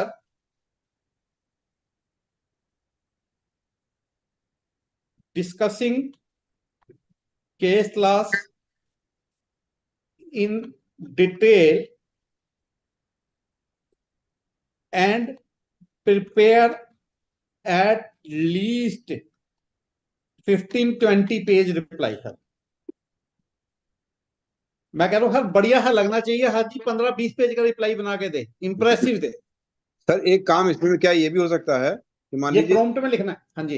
एक मैं बीच में क्वेश्चन में आपको बटअप कर रहा हूँ कि जो जी। एडवोकेट्स हैं यूपी के, हम्म माफ कीजिएगा सर, सारे मैं पूरी एडवोकेट बरादरी से माफी मांगते कर रहा हूँ, उनकी सर इंग्लिश का जो ड्राफ्टिंग है वो बहुत पुअर है। जी। वो लिखना कुछ चाहते हैं लेकिन लिख कुछ और जाते हैं, जी। उसका मीनिंग कुछ और निकलता है। जी। तो क्या ऐसा भी कोई पॉसिबिलिटी है कि instead of typing in English hmm hmm कि एडवोकेट वर्बली इसको रिक्वेस्ट करे या अपना ऑर्डर दे सिस्टम को, जीपीटी को, और जी। वो जो वर्बली बोलेगा उसको वो फिर उसका रिप्लाई कर दे, उसका वो ड्राफ्ट टाइप करके आ जाए? हाँ बिल्कुल कर सकता है सर। मैं अभी आपको एक और चीज बताता हूँ। अभी एक और चीज दिखाता हूँ। ये आपने देखा, पूरा रिप्लाई इसने डिटेल्ड कर दिया सर। जी। अब मैं इसे कहता हूँ, can you write the same reply for me in Hindi. ये देखिए सर, मैंने कहा हिंदी में लिख सकते हो क्या? ये आपके सामने हिंदी का जवाब भी तैयार है। ये है सर टेक्नोलॉजी।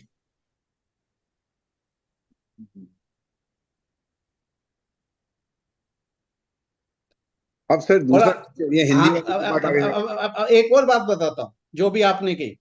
आप कह रहे हैं कि मेरी हिंदी बहुत अच्छी है।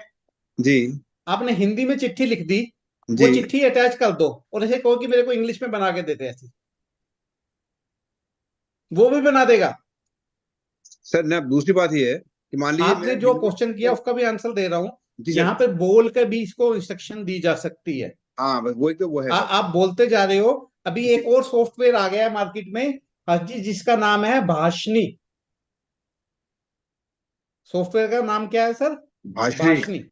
ये अभी क्यों हुआ ये भी मैं बताता हूँ। मेरी अभी एक हीयरिंग लगी हुई थी सर, चेन्नई के। जी। और चेन्नई वाले जो थे वो कहते हैं हमें तो तमिल आती है सिर्फ। जी। जो एओ साहब थे वो कहते मेरे को तो तमिल आती है, मेरे को ना हिंदी समझ आती है भैया, ना इंग्लिश आती है। जी। और मेरे जो एसएससी थे वो हरियाणा के थे। वो कहता मेरे को तो हरियाणवी आती है जी, इसके अलावा कुछ नहीं आ भाई मेरे को। जी। तो अब समस्या बीच में होगी। मैं कह जी मैं बोल लूं, मैं आपको इंग्लिश में समझा देता हूँ सर। वो कहते हैं सर स्टेटमेंट आपकी रिकॉर्ड हो रही है उनकी हो रही है। Getting my point? ये। तो अब इसके समस्या के लिए ये भाषणी सॉफ्टवेयर का जन्म हुआ। ये भाषणी सॉफ्टवेयर इतना बढ़िया है सर कि आप जिस मर्जी भाषा में बोलें, जी। ये इंग्लिश में कन्वर्ट कर देगा। अच्छा। आप मलयालम बोले, तमिल बोले, पंजाबी बोले, उड़िया बोले, गुजराती बोले, कुछ बोले, आप बोलते जाइए। कन्वर्ट करने के बाद काम डिपार्टमेंट के पास है। वो रिकॉर्ड हो जाएगी। वो रिकॉर्डिंग को ट्रांसक्रिप्ट कर लेंगे अपनी उस भाषा में जिसमें चाहते हैं। समझ आ रही है हर्ष जी मेरी बात? अरे सर। तो टेक्नोलॉजी अब दुनिया को बदल रही है सर। दुनिया उसके हाथ चलने का मजबूर है। अब आप ये समझिए, अब मैंने जितने लोगों को ये दिखाया हर्ष जी, आप तो कह रहे हैं कि बहुत बढ़िया टूल है, आपको मदद मिलेगी। लेकिन लोग कह रहे हैं कि भैया कहीं ये हमारे चार्टर्ड अकाउंटेंट को खत्म तो नहीं कर देगा, जी। हमारे एडवोकेट को खत्म तो नहीं कर देगा। जी। यहां मैं प्रॉम्प्ट दे रहा हूं, वो जवाब दे रहा है। अब एसएससी का असेसमेंट लगी हर्ष जी, और जी। उसको पता चल गया कि लांबा जी ने ये टूल बनाया हुआ है। तो उस टूल से उन्होंने अपना जवाब अपने आप बना के भेज दिया हर्ष जी। तो हर्ष जी की क्या जरूरत है? जी। क्वेश्चन जायज है ना हर कर्मकर्ता का। बिल्कुल सही बात है। जब मैं कॉपी पेस्ट करके ये काम कर रहा हूं तो एसएससी बेवकूफ थोड़ी है। जी। तो वो भी तो ये काम कर सकता है। जी। तो अब मैं यहाँ पे ये बताना चाहता हूं, कर का ज्ञान उसको है, आपको है, उसको नहीं है। अब यहाँ पे सेक्शन 2 सब सेक्शन 14 बताया है इसने। ये आपको पता है कैपिटल एसेट की डेफिनेशन देता है। जी। 148 आपको पता है रीअसेसमेंट का है। 147 आपको पता है रिकम्पुटेशन का है। 154 आपको पता है रेक्टिफिकेशन का है। 142 आपको पता है क्या है, कौन सा केस ला किस मैटर का, वो आपको पता है। आप इसने, ये कोई भगवान नहीं है चैट जीपीटी। आप जब इस जवाब को पढ़ोगे तो हाजी आप पाओगे कि कुछ गलतियां इसने भी कर रखी हैं। जी। वो कौन पढ़ेगा? वो एडवोकेट पड़ेगा, चार्टर्ड अकाउंटेंट पड़ेगा। एडवोकेट पढ़ेगा, और जहां पर ये गलत होगा एडवोकेट इसे ठीक करने को कहेगा। बिल्कुल सही ये बात। काम कभी भी आपका एसएससी नहीं कर सकता। मेरी बात समझ आई सर? जी। तो चार्टर्ड अकाउंटेंट और एडवोकेट कहीं नहीं जाने वाले। सर। उन्होंने इस धरातल को चलाया, वही चलाएंगे। देश की आर्थिक अर्थव्यवस्था के रीढ़ की हड्डी है सर हम। जी। ये अर्थव्यवस्था हमारे ही चलनी है। जी। ये नहीं है कि कोई चैट जीपीटी आ जाएगा और कोई टेक्नोलॉजी आ जाएगा और आपको रिप्लेस कर देगा, it is never going to happen. ये कभी संभव हो ही नहीं सकता सर। लेकिन ये संभव तब हो जाएगा जब आप लोग इसको नहीं सीखोगे, जब आप उस लोगों को अडॉप्ट नहीं करोगे। क्योंकि ये क्या है सर, आप इससे समझिए हर्ष जी क्या हो रहा है। आप मिनट घंटों का काम सेकंडों में कर रहे हैं, कर रहे हैं कि नहीं कर रहे सर हम। बिल्कुल सर। और इतने केस ला, अभी किसी जजमेंट में आपने लिखे केस में कितने हर ये बता रहा है, नहीं सर, नहीं सर। और कितनी देर में बता रहा है। अगर आपको मैनुअली अपने आप ढूंढने हो तो कितने दिन लग जाएंगे सर। सर हफ्तों लग जाएंगे किताब पढ़ने पढ़ने में ही। और फिर ढंग के मिलेंगे कि नहीं मिलेंगे इसकी कोई गारंटी नहीं। नहीं, गारंटी। ठीक है। अब यहां पर क्या इंपॉर्टेंट है, पहली चीज, आप जो पहले 10 केस कंटेस्ट करते थे, अब आपकी क्षमता इतनी बढ़ गई कि आप 50 कर सकते हैं, 100 कर सकते हैं, बिल्कुल सही कह 200 कर सकते हैं, 500 कर सकते हैं। गेटिंग माई पॉइंट हर्ष जी, जो मैं समझाना चाह रहा हूं, रहे हैं। बिल्कुल सर। जो मैं समझाना चाह रहा हूँ, 50-100 तक क्षमता होगी। दूसरा काम क्या है, जो आप अपने ऑफिस में क्लर्क की वेट करते रहते थे, टाइपिस्ट की वेट करते रहते थे, असिस्टेंट की वेट करते रहते थे कि वो आएगा तो टाइप होगा, वो आएगा तो अपलोड होगा, ये सारी समस्याएं इसने खत्म कर दी। जी जी। और रात आधी रात बैठे काम कर लो, 11:55 पर आपको याद आया कि आज लास्ट डेट थी, जवाब देना रह गया, टाइप करते तो 2 घंटे लगते, डेट निकल जाती। बिल्कुल सर। ये तो आपको 30 सेकंड में दे रहा है सर। जी बिल्कुल।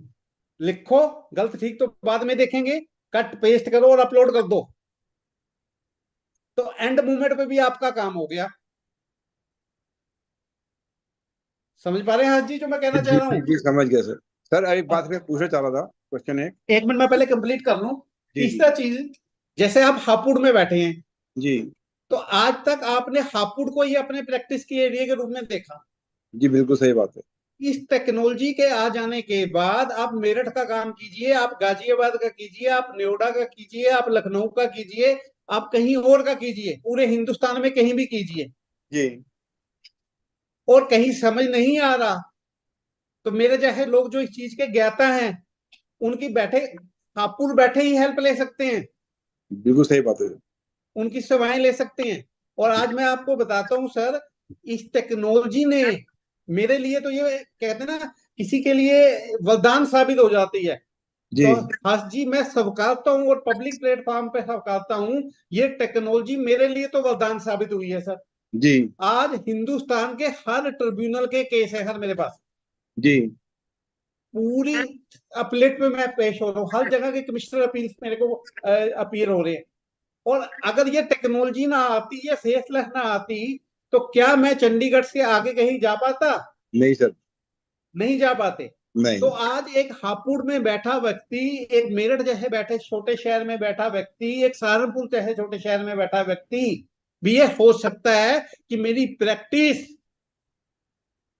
पूरे हिंदुस्तान में होगी, होगी, बिल्कुल सही बात है। मेरी पूरी प्रैक्टिस मेरी पूरी दुनिया में होगी सर। जी। आज तो हर्ष जी लोग यूएस अकाउंट आउटसोर्सिंग का काम भी कर रहे हैं, यूएस टैक्सेशन का काम भी कर रहे हैं, दुबई यस, में भी मैं वही टैक्सेशन आ गया। वही आ रहा था, मैं वही पूछने आ हाँ, रहा था हाँ, कि क्या। अगले वेबिनार को मैं उसी टॉपिक पे रखूंगा। जी आज तो काम इतना बह रहा है, नदी बह रही है, आप उसमें गोते लगाते जाइए और मोती ढूंढ के लाते रहिए, बिल्कुल सही बात है। तो आप अपनी प्रैक्टिस को मल्टीफोल्ड कर सकते हैं। आप पूछिए, आप क्या पूछना चाह रहे थे। एक तो साहब ये पूछ रहा था, क्या साहब ये जो सॉफ्टवेयर है, ये जी, सिर्फ डेस्कटॉप पे ही अपलोड होगा, क्या मोबाइल पे भी अपलोड हो सकता है? दोनों पे चलता है सर, दोनों पे चलता है? कहीं भी डाउनलोड कर लीजिए, वहीं से चलेगा। अच्छा। सर दूसरा, कि जो क्या ये सॉफ्टवेयर जो है, जैसे मान लीजिए मैंने आपसे इंडिया में परचेज किया और जी मेरा बच्चा स्टेट्स में है, जी अभी उसको वहाँ स्टेट्स का एडवोकेट एंगेज करना पड़ता है, जी या जो क्या सीएमए वहां पे वो करना पड़ता है, एंगेज करना पड़ता है जी। कंसल्टेशन के लिए? क्या मैं यहाँ से इस सॉफ्टवेयर के द्वारा यहाँ से बैठ के मैं उसके वहां कर सकता हूँ जिसका काम? कहीं का करो sir, no physical boundaries are there now, अच्छा। कहीं का करो सर, कोई दिक्कत नहीं है। सारा खेल है सर, बार बार यही बता रहा हूं, प्रोम्प्ट का कितना सही आप इसे प्रोम्प्ट देंगे, उतना सही ये जवाब देगा सर। अब कुछ चीजें और दिखाता हूं सर आगे।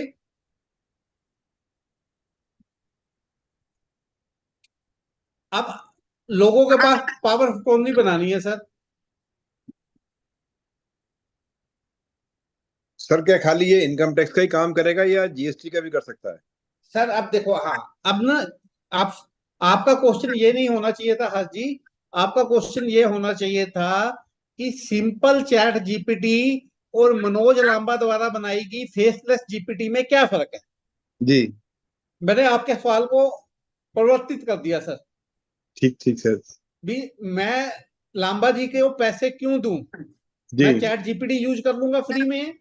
जी मैं लेकिन उसमें फेसलेस असेसमेंट जीपीटी क्यों यूज करूं? सर जो चैट जीपीटी है उसमें तो केवल सर एक या दो सवाल पूछ सकते हैं बस। सर अब मैं वही बता रहा हूं। अब आपको समझना पड़ेगा, चैट जीपीटी जो है, हाँ जी, ये जनरलाइज्ड जीपीटी है। जी मेरी जीपीटी कस्टमाइज्ड जीपीटी। जी अब जनरलाइज्ड और कस्टमाइज्ड में क्या फर्क होता है, ये भी आपको समझना पड़ेगा। जी जनरलाइज का मतलब है जो आपको रिप्लाई देगा वो जनरल देगा, स्पेसिफिक नहीं देगा। स्पेसिफिक नहीं देगा। हाँ, ये मेरी कस्टमाइज्ड है। जी तो इसमें मैंने इनकम टैक्स का बहुत सारा डाटा अटैच कर रखा है, case laws, forms, section 144B, judgments, बहुत सारा मटेरियल इसके हाथ, बहुत सारे रिसोर्सेस ऐड है, जो पहले उनको स्टडी करता है, फिर आपका जवाब तैयार करता है। लेकिन जो जनरलाइज्ड जीपीटी है, सिंपल चैट जीपीटी है, वो दुनिया में कहीं भी जाएगा, ढूंढेगा, जो आड़ कबाड़ उसको मिलेगा वो आपको लाके दे देगा। बिल्कुल सही बात है ये। मेरे वाला इधर उधर जाने से पहले अपना घर देखेगा कि मेरे घर में राशन है, पहले मैं वो राशन खा लूं, फिर बाहर मांगने जाऊंगा। समझ आई मेरी बात? जी और मैंने इसको इतना राशन दे रखा है अपने तजुर्बे के हाथ, कि वो सफिशिएंट है आपके हर क्वेरी का आंसर करने में, जैसे कि आप देख पा रहे हैं।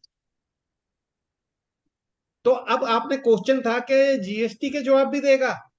सर जी जीएसटी के लिए मैं अलग जीपीटी बना रहा हूं, अच्छा क्योंकि जवाब तो ये दे देगा, जी लेकिन जवाब अगेन जनरलाइज्ड होंगे। जनरलाइज्ड वे में जवाब होंगे ना कि अगर मैं चाहता कस्टमाइज्ड। हूं कि मेरे जवाब अथेंटिक हों, एक्यूरेट हों, अप टू पॉइंट हों, अपडेटेड हों, इन अकॉर्डेंस विथ लॉ हों, तो मेरे को इसके लिए अलग जीपीटी डेवलप करनी पड़ेगी, जो जीपीटी की उसी सेक्शन पे काम करे।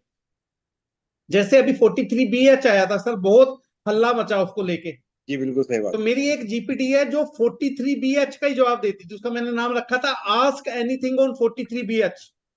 जी तो 43BH की हर समस्या का इलाज करती थी। वो क्या होगी, वो मोस्ट कस्टमाइज्ड होगी। गेटिंग माई अच्छा पॉइंट? जी सर। तो ये फर्क है सर, जनरलाइज्ड और कस्टमाइज्ड। तो अभी तक मेरी सर 4 जीपीटी आ गई हैं। तो तीन तरह के हो गए ना सर, जनरलाइज, कस्टमाइज और मोस्ट कस्टमाइज। कस्टमाइज, हाँ। और मैं कह रहा हूँ जो मैंने अलग अलग चीजों पे बनाई है, मेरी एक तो इनकम टैक्स असेसमेंट पे आई है सर यही, जी और एक मेरी टैक्स ऑडिट पे जीपीटी है, एक जी मैंने बनाई है सर एमएसएमई और स्टार्टअप्स पर। जी और अभी एक और आ रही है, दिवाली तक हम इसे लॉन्च कर देंगे, जो आपके हर तरह के एग्रीमेंट बना देगी। आपको पार्टनरशिप डीड बनानी है, रिटायरमेंट डीड बनानी है, एमओए बनाना है, एओए बनाना है, रेंट एग्रीमेंट बनाना है, पावर ऑफ अटॉर्नी बनानी है, एफिडेविट बनाना है, कुछ भी दुनिया का एग्रीमेंट बनाना है, एग्रीमेंट टू सेल बनाना है, फ्रेंचाइजी एग्रीमेंट बनाना है, सेलर और बायर का एग्रीमेंट बनाना है, any type of agreement required in this business world, वो आपको प्री फील्ड बना के दे देगी हर चीज। सर अब ये जो जीपीटी बना है सर लेनी है, जी, तो क्या सर इसे वन टाइम पेमेंट है या एनुअल रिन्यूअल हाँ, है या किस बहुत तरीके? बहुत अच्छा सवाल आपने किया है। ये अभी तो वन टाइम है, लेकिन in the times to come, क्योंकि अभी मैं इसको डेवलप कर रहा हूं, it is in beta version. जब इसका फुल फ्लैज वर्जन आ जाएगा, फिर हम इसकी ईयरली सब्सक्रिप्शन करेंगे। लेकिन अभी आप मान सकते हैं कि साल 2 साल तक ये वन टाइम ही रहने वाली है, क्योंकि इतना टाइम मेरे को भी लगने वाला है। अच्छा तो अब किसी उसके कॉस्ट। बाद चाहे आप टैक्समैन का सब्सक्रिप्शन देते हैं या कहीं और का देते हैं, ईयरली सब्सक्रिप्शन होगा इसका। जी चलिए हर आगे चले थोड़ा। जी सर, अब एक सवाल किसी ने पूछा है कि इसकी कॉस्ट क्या बैठेगी?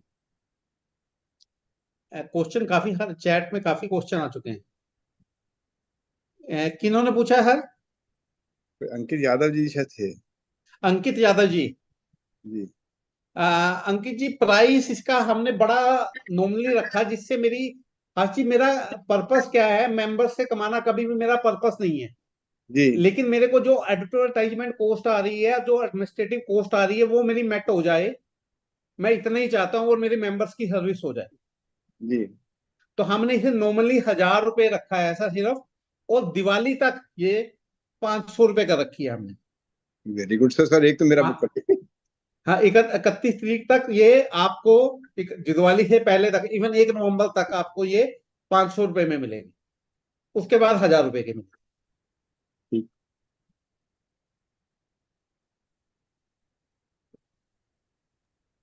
आगे चलूँ सर थोड़ा? जी जी सर, बिल्कुल बिल्कुल सर। अब मैं जैसे आपको बता रहा था सर, पावर ऑफ अटॉर्नी बनानी है अगर, सर एक तो मेरा बुक कर लीजिएगा, एक तो मेरा नाम लिख लीजिएगा पहले नंबर पर। कोई बात नहीं सर, कोई बात नहीं। ये मैंने कर दिया सर पेस्ट, और यहाँ पर मैंने इसे किया पावर ऑफ अटॉर्नी बना दो, और मनोज लांबा के नाम की बना दो सर। जी ये देखो आपकी power of attorney her 1 minute से पहले तैयार मिलेगी। मेरा नाम अपने आप रिफिल कर दिया। ऐसे ही आप लिखोगे, हर्ष जी के नाम की बना दो, इस असेसमेंट ईयर की बना दो, इस काम की बना दो। और देखो कितनी डिटेल्ड आ रही है sir Harsh ji. Power of attorney देखी, इतनी डिटेल पावर ऑफ अटॉर्नी बनाई है आपने? जैसे पावर पॉइंट बनाई तो खूब है, लेकिन इतनी ऐसी डिटेल नहीं बनाई कभी लंबी। ये देखो कितनी पॉइंट है इसमें।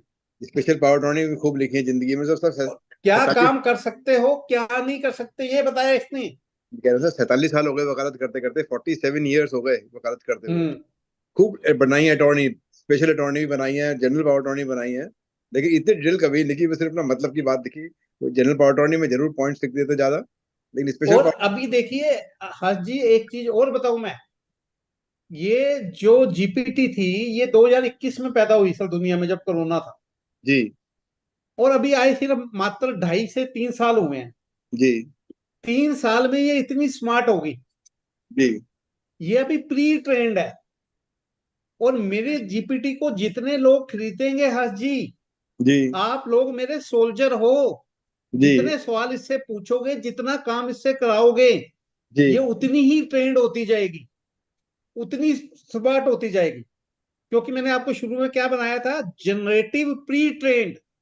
जी इसने आप ऐसे 10 बार पावर ऑफ अटॉर्नी बनाओ, 10 बार अलग अलग तरह की पावर ऑफ अटॉर्नी बनाएगी ये।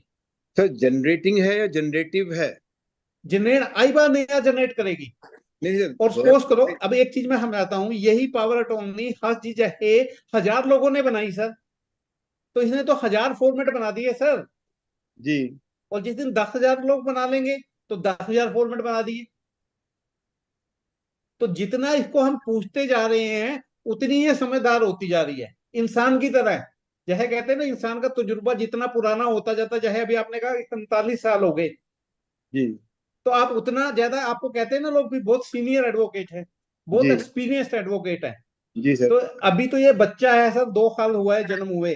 जी तो जैसे जैसे ये सीखेगा हम दुनिया से, जी हमारे सवालों से, हमारे क्वेश्चन से, हमारे ऑर्डर से, तो ये भी स्मार्ट होता जाएगा सर। अब एक चीज मैं बताता हूँ। अभी आपने कहा जब ये शुरू में आई सर, तो ये हिंदी में जवाब नहीं जनरेट करती थी। जी 1 मिनट सर होल्ड करना।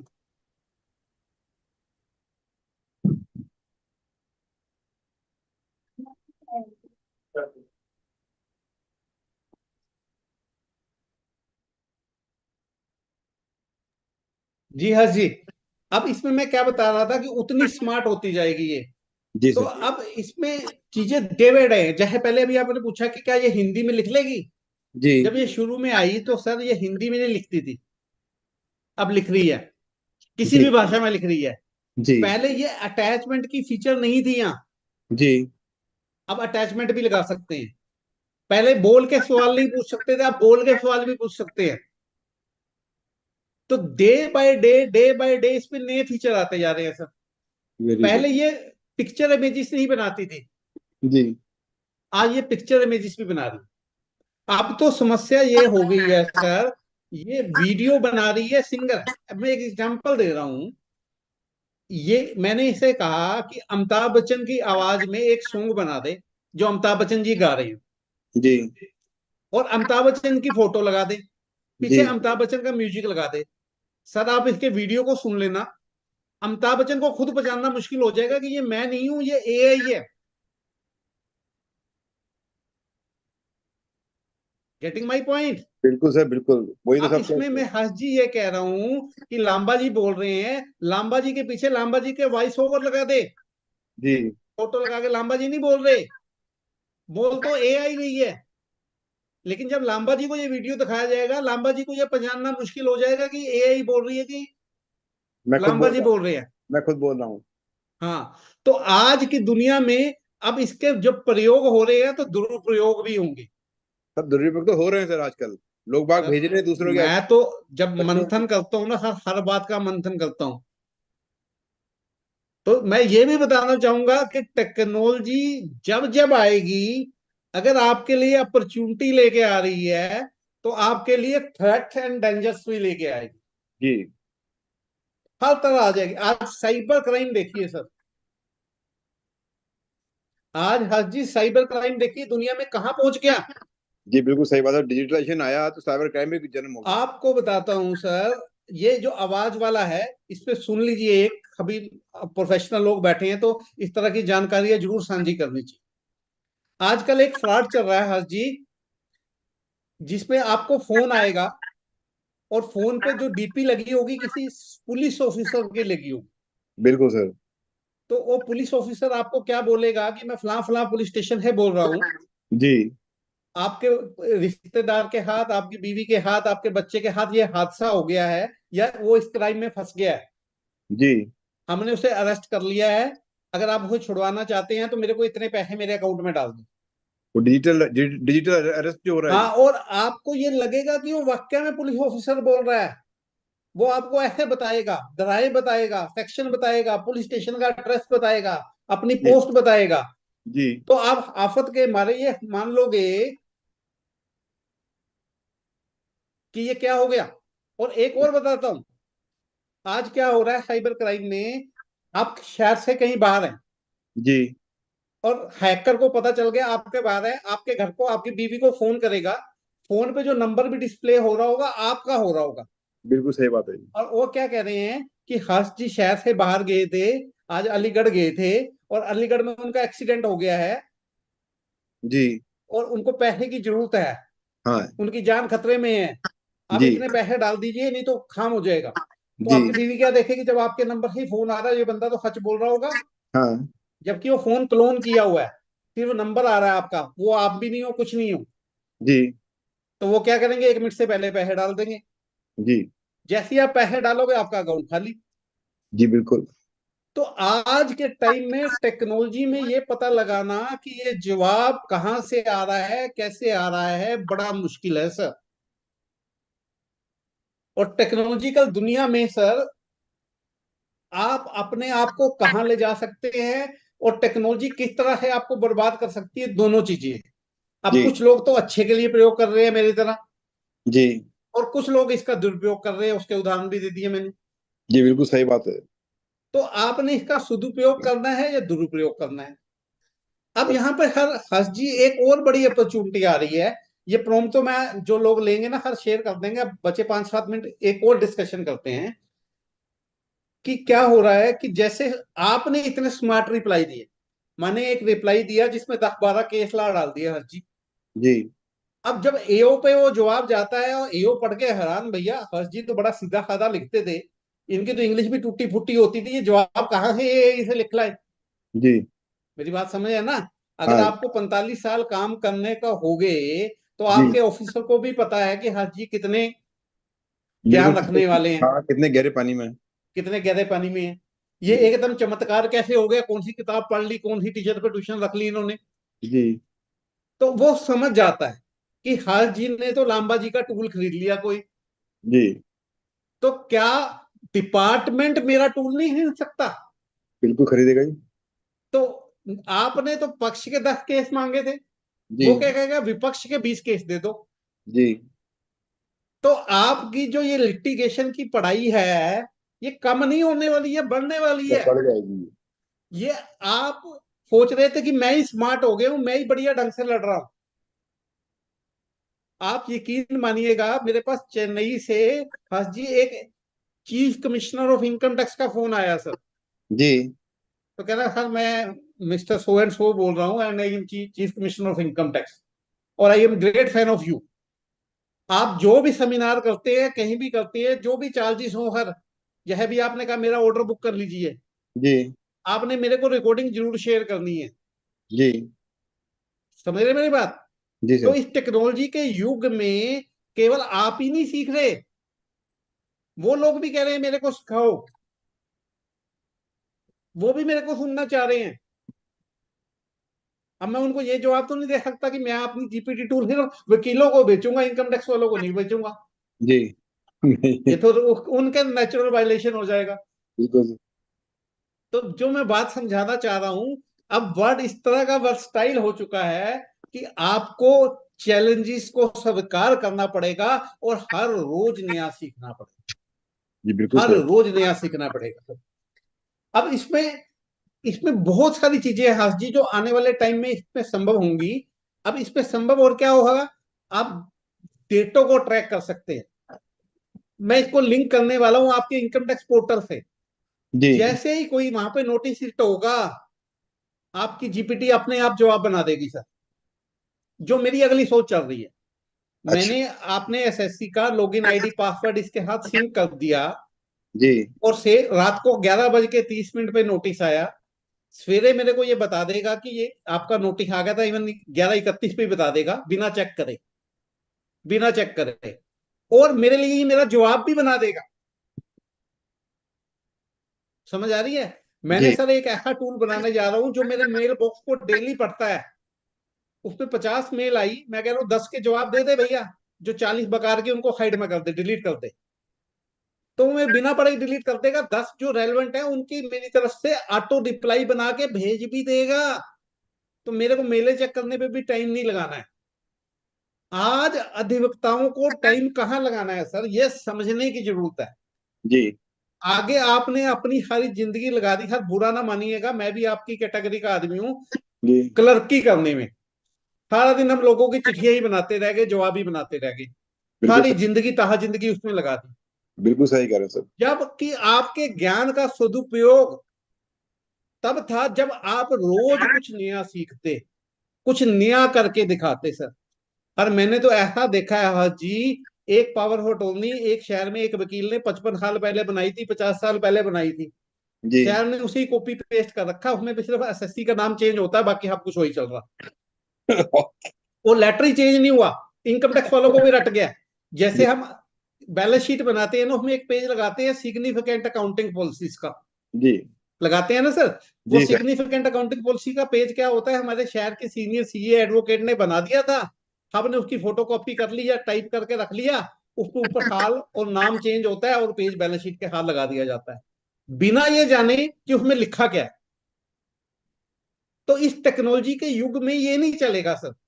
आपको हर रोज आपको इनोवेट करना है, हर रोज आपको स्मार्ट करना है सर। सर अब मैं इसको समझाता हूँ, मेरी डेट लगी वीडियो कॉन्फ्रेंसिंग के लिए। जी लास्ट के 5 मिनट एक बात और लेता हूँ। अब जब वीडियो कॉन्फ्रेंसिंग पे डेट लगती है तो लोग क्या करते हैं सर, गए और जाके उसको बता दी 4 लाइनें, यही करते हैं ना हाँ सर, जी रिकॉर्ड होगी सर। हर्ष जी मेरी अभी एक वीडियो कॉन्फ्रेंसिंग हुई, and I appeared before the authority and I speak for 1 hour 45 minutes। कह रहा है 30 मिनट्स की अलाउ होती है। जी मैं भैया मेरे को अपनी बात पूरी करने का मौका दोगे कि नहीं दोगे? और जैसे ये मैं लेक्चर पिछले 1.5 घंटे से बोल रहा हूँ सर, मैं 1 घंटे 45 मिनट टोटल, उसने कहा इंग्लिश में बोलना है, मैं इंग्लिश में बोला। जी और आफ्टर 145 मिनट ही स्पीचलेस, कि भैया अब तो मैं कुछ कर ही नहीं सकता इस केस में। और वो केस ऐसा था जहां पर पार्टी अपनी स्टेटमेंट रिकॉर्ड करा के आई हुई थी कि भैया मैंने ये अपराध कर रखे हैं। हाँ जी, वो भी तोड़वा दी। और ये मैंने कहां से तैयार की सर? आर्टिफिशियल इंटेलिजेंस है। मैंने खुद आर्टिफिशियल इंटेलिजेंस से। आज इस स्मार्ट टेक्नोलॉजी के साथ आपको भी स्मार्ट बनना पड़ेगा। अगर आज भी आप क्लर्क बने रहे तो हम कहेंगे कि बुद्धू हैं, जी बिल्कुल सही कुछ कह रहे नहीं सीख पाए। तो with this word sir, thank you so much हैं। अब कि तक आप लोगों ने बड़ा पेशेंटली अब और तक बड़ा स्मार्ट इंटरेक्टिवली बनते सुना। फिजिकली अपने फिजिकली एक मिनट सर, हाँ जी, एक मिनट पहले मैं बोल लूं, फिर आपका सेशन है, आप ही कीजिएगा। मेरे जी पास कुछ क्वेश्चंस आए हुए हैं, फिर लोग कहेंगे जवाब नहीं दिया, पहले मैं उनका जवाब दे दूंगा। जी सर। जी सर। एंड एक मिनट,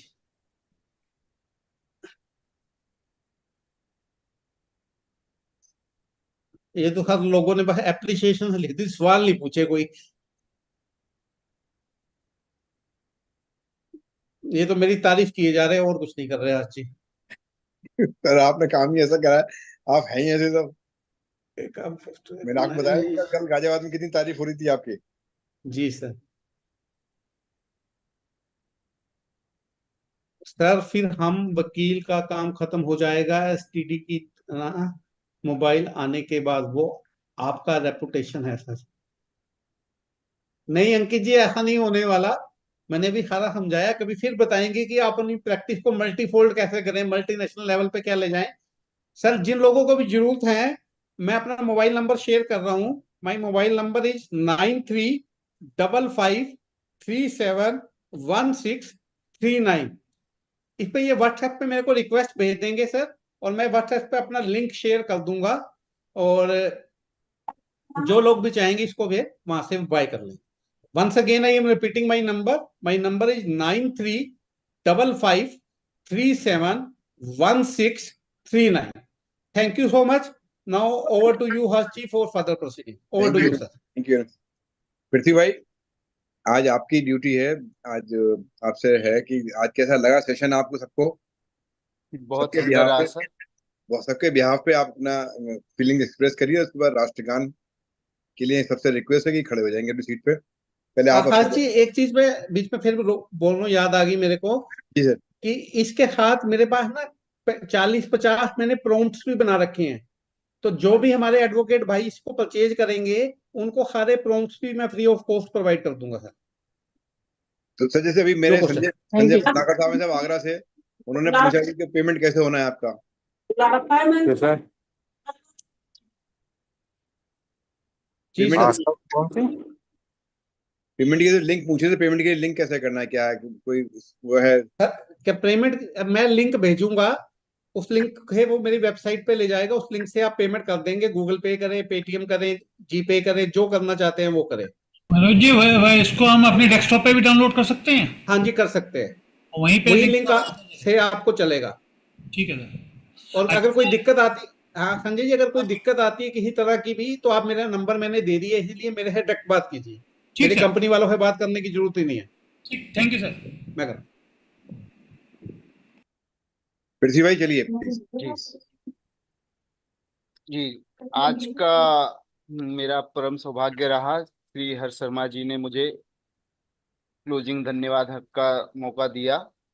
इसके लिए मैं आज महामंत्री उत्तर प्रदेश कर अधिवक्ता संगठन लखनऊ, महामंत्री नर्मदापुरम हरदा जिला tax bar association Madhya Pradesh, महामंत्री टैक्स बार एसोसिएशन छत्रपुर, इसके साथ ही मैं अपनी ओर से श्री अंकित गर्ग जी का धन्यवाद करना चाहूँगा। और इसके तरफ से, इसी हमारी तरफ से ही श्री आदरणीय शैलेश विश्वकर्मा जी का, आदरणीय संजय भटनागर जी का, और हम सभी अधिवक्ताओं की तरफ से आज का जो बहुत प्यारा सा वेबिनार रही, जिसमें हमने श्री मनोज लांबा जी को बहुत स्पष्ट वाणी और ऐसा लगा जैसे माता सरस्वती की कृपा ही बरस रही हो, इसके साथ सुना। मैं उनका इस प्यारे से सेशन के लिए सभी अधिवक्ताओं की ओर से बहुत बहुत धन्यवाद करता हूं। इसके साथ ही मैं सभी अपने अधिवक्ता बंधु जो इस सेशन में जुड़े हैं, सभी का बहुत बहुत आभार प्रकट करता हूं। और जो भी इसके अलावा जो कोई छूट जाए रह जाए, उसकी तरफ से भी मैं सभी को आभार प्रकट करता हूं। साथ ही साथ मैं सबसे अधिक आभार प्रकट करना चाहूँगा हमारे सबके प्रिय आदरणीय हर्ष शर्मा जी का, जो हमारे लिए हर सप्ताह एक नया सेशन और एक हमारे जो सीखने की, हमारी अधिवक्ताओं को गुण बनाने के लिए, कला के लिए एक सेशन हमेशा लेकर आते हैं। उनका बहुत बहुत आभार जी। इसके साथ ही मैं चाहूँगा सब राष्ट्रगान के लिए खड़े हो जाएं। जी। जन गण मन अधिनायक जय हे भारत भाग्य विधाता। पंजाब सिंध गुजरात मराठा द्राविण उत्कल बंगा विंध्य हिमाचल जमुना गंगा उच्छल जलधि तरंगा। तब शुभ नामे जागे तब शुभ आशीष मांगे गाये तब जय गाथा। जन गण मंगल दायक जय हे भारत भाग्य विधाता। जय हे जय हे जय हे जय जय जय जय हे।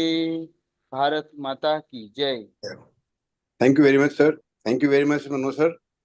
Sir it was a wonderful session आज आपका, रियली आज टचिंग से कहते हैं साहब, दिमाग की नसें एकदम सब हाँ जी कोई आज से बिल्कुल लग रहा है कि किसी नई दुनिया में आ गए। सर, कोशिश रहती है कि जो अपने पास है सब बांटते हैं। सर माँ सरस्वती ने वास्तव में सर आपका जो आपको आशीर्वाद दिया हुआ है, आपका आशीर्वाद है। आप हमें ये ना कहो कि थैंक्स बोले मेरा आप। आशीर्वाद है, आप बड़े हैं, आपका आशीर्वाद।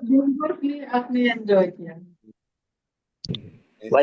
वैसे तो सुना आप हमारे हुए हैं।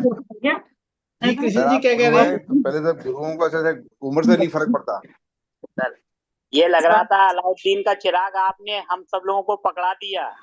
नहीं जी जी बिल्कुल, वैसे हम लोग सुना करते थे कहानी में, जी आज आपने बिल्कुल सचमुच पकड़ा दिया। चलिए सर, आपका भला हो, सर्वत का भला। ये सर ये चैट जीपीटी का जो है आज व्हाट्सएप पर जो दे रहा है मेटा एआई पर, तो उससे हो जाएगा काम क्या ये सर? सर चैट जीपीटी मैंने बताया जनरलाइज्ड है, ये कस्टमाइज्ड है। आपने सिंह साहब पूरा सुना नहीं? हाँ, जनरलाइज्ड जो है वो आपको ज्यादा स्पेसिफिक रिप्लाई नहीं सिंह देगा, साहब आपने सुना कस्टमाइज नहीं, आपको मैंने ज्यादा ये authentic क्वेश्चन मैंने रखा था कि जी chat GPT it is a generalized है। अच्छा, मनोज जी, जनरल कैसे मिलेगा ये आपका जो स्पेसिफाइड है, ये कैसे लोग सभी सदस्य कैसे डाउनलोड करेंगे इसे? सबसे पहले वो आपको कांटेक्ट करें, आप लिंक भेजेंगे उनके नंबर पर। मनोज सर क्वेश्चन पूछ रहे संजय सर। जी सर। मनोज सर, मैं कह रहा हूँ हमारे जो साथी अधिवक्ता हैं जो ये लेना चाहते हैं जी स्पेशलाइज्ड जीपीटी, उसके लिए उन्हें क्या करना होगा? सर आप मेरे को व्हाट्सएप पे रिक्वेस्ट भेजें, ठीक है, मैं आपको एक लिंक भेजूंगा, उस लिंक से आप बाय कर लेंगे। ओके ओके उस लिंक को सर, जब thank you, ओपन सर। करेंगे तो उस लिंक पे यह मैंने आपको प्रॉम्प्ट भी हाथ ही भेज दूंगा। जी। उस प्रॉम्प्ट को यूज करके कोई भी क्वेरी कर सकते हैं और प्रॉम्प्ट को अपने अकॉर्डिंगली चेंज भी कर सकते हैं। अच्छा मनोज जी, दूसरा ये है कि यदि कोई सज्जन अपना व्हाट्सएप मोबाइल पर और डेस्कटॉप दोनों पे लेना चाहे तो उसके लिए दो अलग अलग चार्ज है या एक ही में हुआ? नहीं, एक पे ही हो जाएगा, ओके, एक से ही हो जाएगा, जहां मर्जी चलाओ सर। ठीक सर। अच्छा, इसका वन ईयर का है चार्जेस सर या 2 इयर्स का? अभी जब तक सर फॉर्मल लॉन्च हेलो। नहीं हो जाता, 1 साल लगे, 1.5 साल लगे, 2 साल लगे, आपको यही पैसे देंगे। ठीक है, thank you thank you sir, बहुत बढ़िया जानकारी दिया आपने, तबीयत आज खुश हो गई आपका सर। स्पीच। केवल आपको व्हाट्सएप पे हाई करके वो रिक्वेस्ट डालनी है कि कुछ और भी उसमें मेंशन करना नहीं, है? बस हाई लिख दीजिए, मैं भेज रहा हूँ अभी 5 मिनट में आ रहा है। और किसी कुछ पूछना है तो पूछें, फिर हम मनोज सर, मैं कह रहा हूँ केवल आपको व्हाट्सएप ठीक सर, पे thank you very request much। डालनी है, कुछ और भी मेंशन करना है? नहीं सर, आप रिक्वेस्ट डाल दे, मैं भेज रहा हूँ। ठीक है। अरे चाहे व्हाट्सएप पे रिक्वेस्ट लिख दीजिए, चाहे हाय लिख दीजिए, बात एक ही है। आप सर को लिख दीजिएगा sir interested in GPT. Thank you sir. आज सर आपने तो एकदम बहुत बढ़िया चीज खोज के लाए सर, आप जो है मनोज सर का जो है बहुत अच्छा लगा, बहुत बढ़िया सर, बहुत बढ़िया speech. Thank you thank you sir. Sir. Okay sir, thank you very much. Okay sir, good night everyone. सभी भाइयों को प्रणाम। फिर नमस्ते मुलाकात सर, होगी। सबको प्रणाम, सबको सभी को अग्रिम दीपावली पर्व की शुभकामनाएं। थैंक यू सर, आप सबको भी, सब सबको आप जो है सबको भी।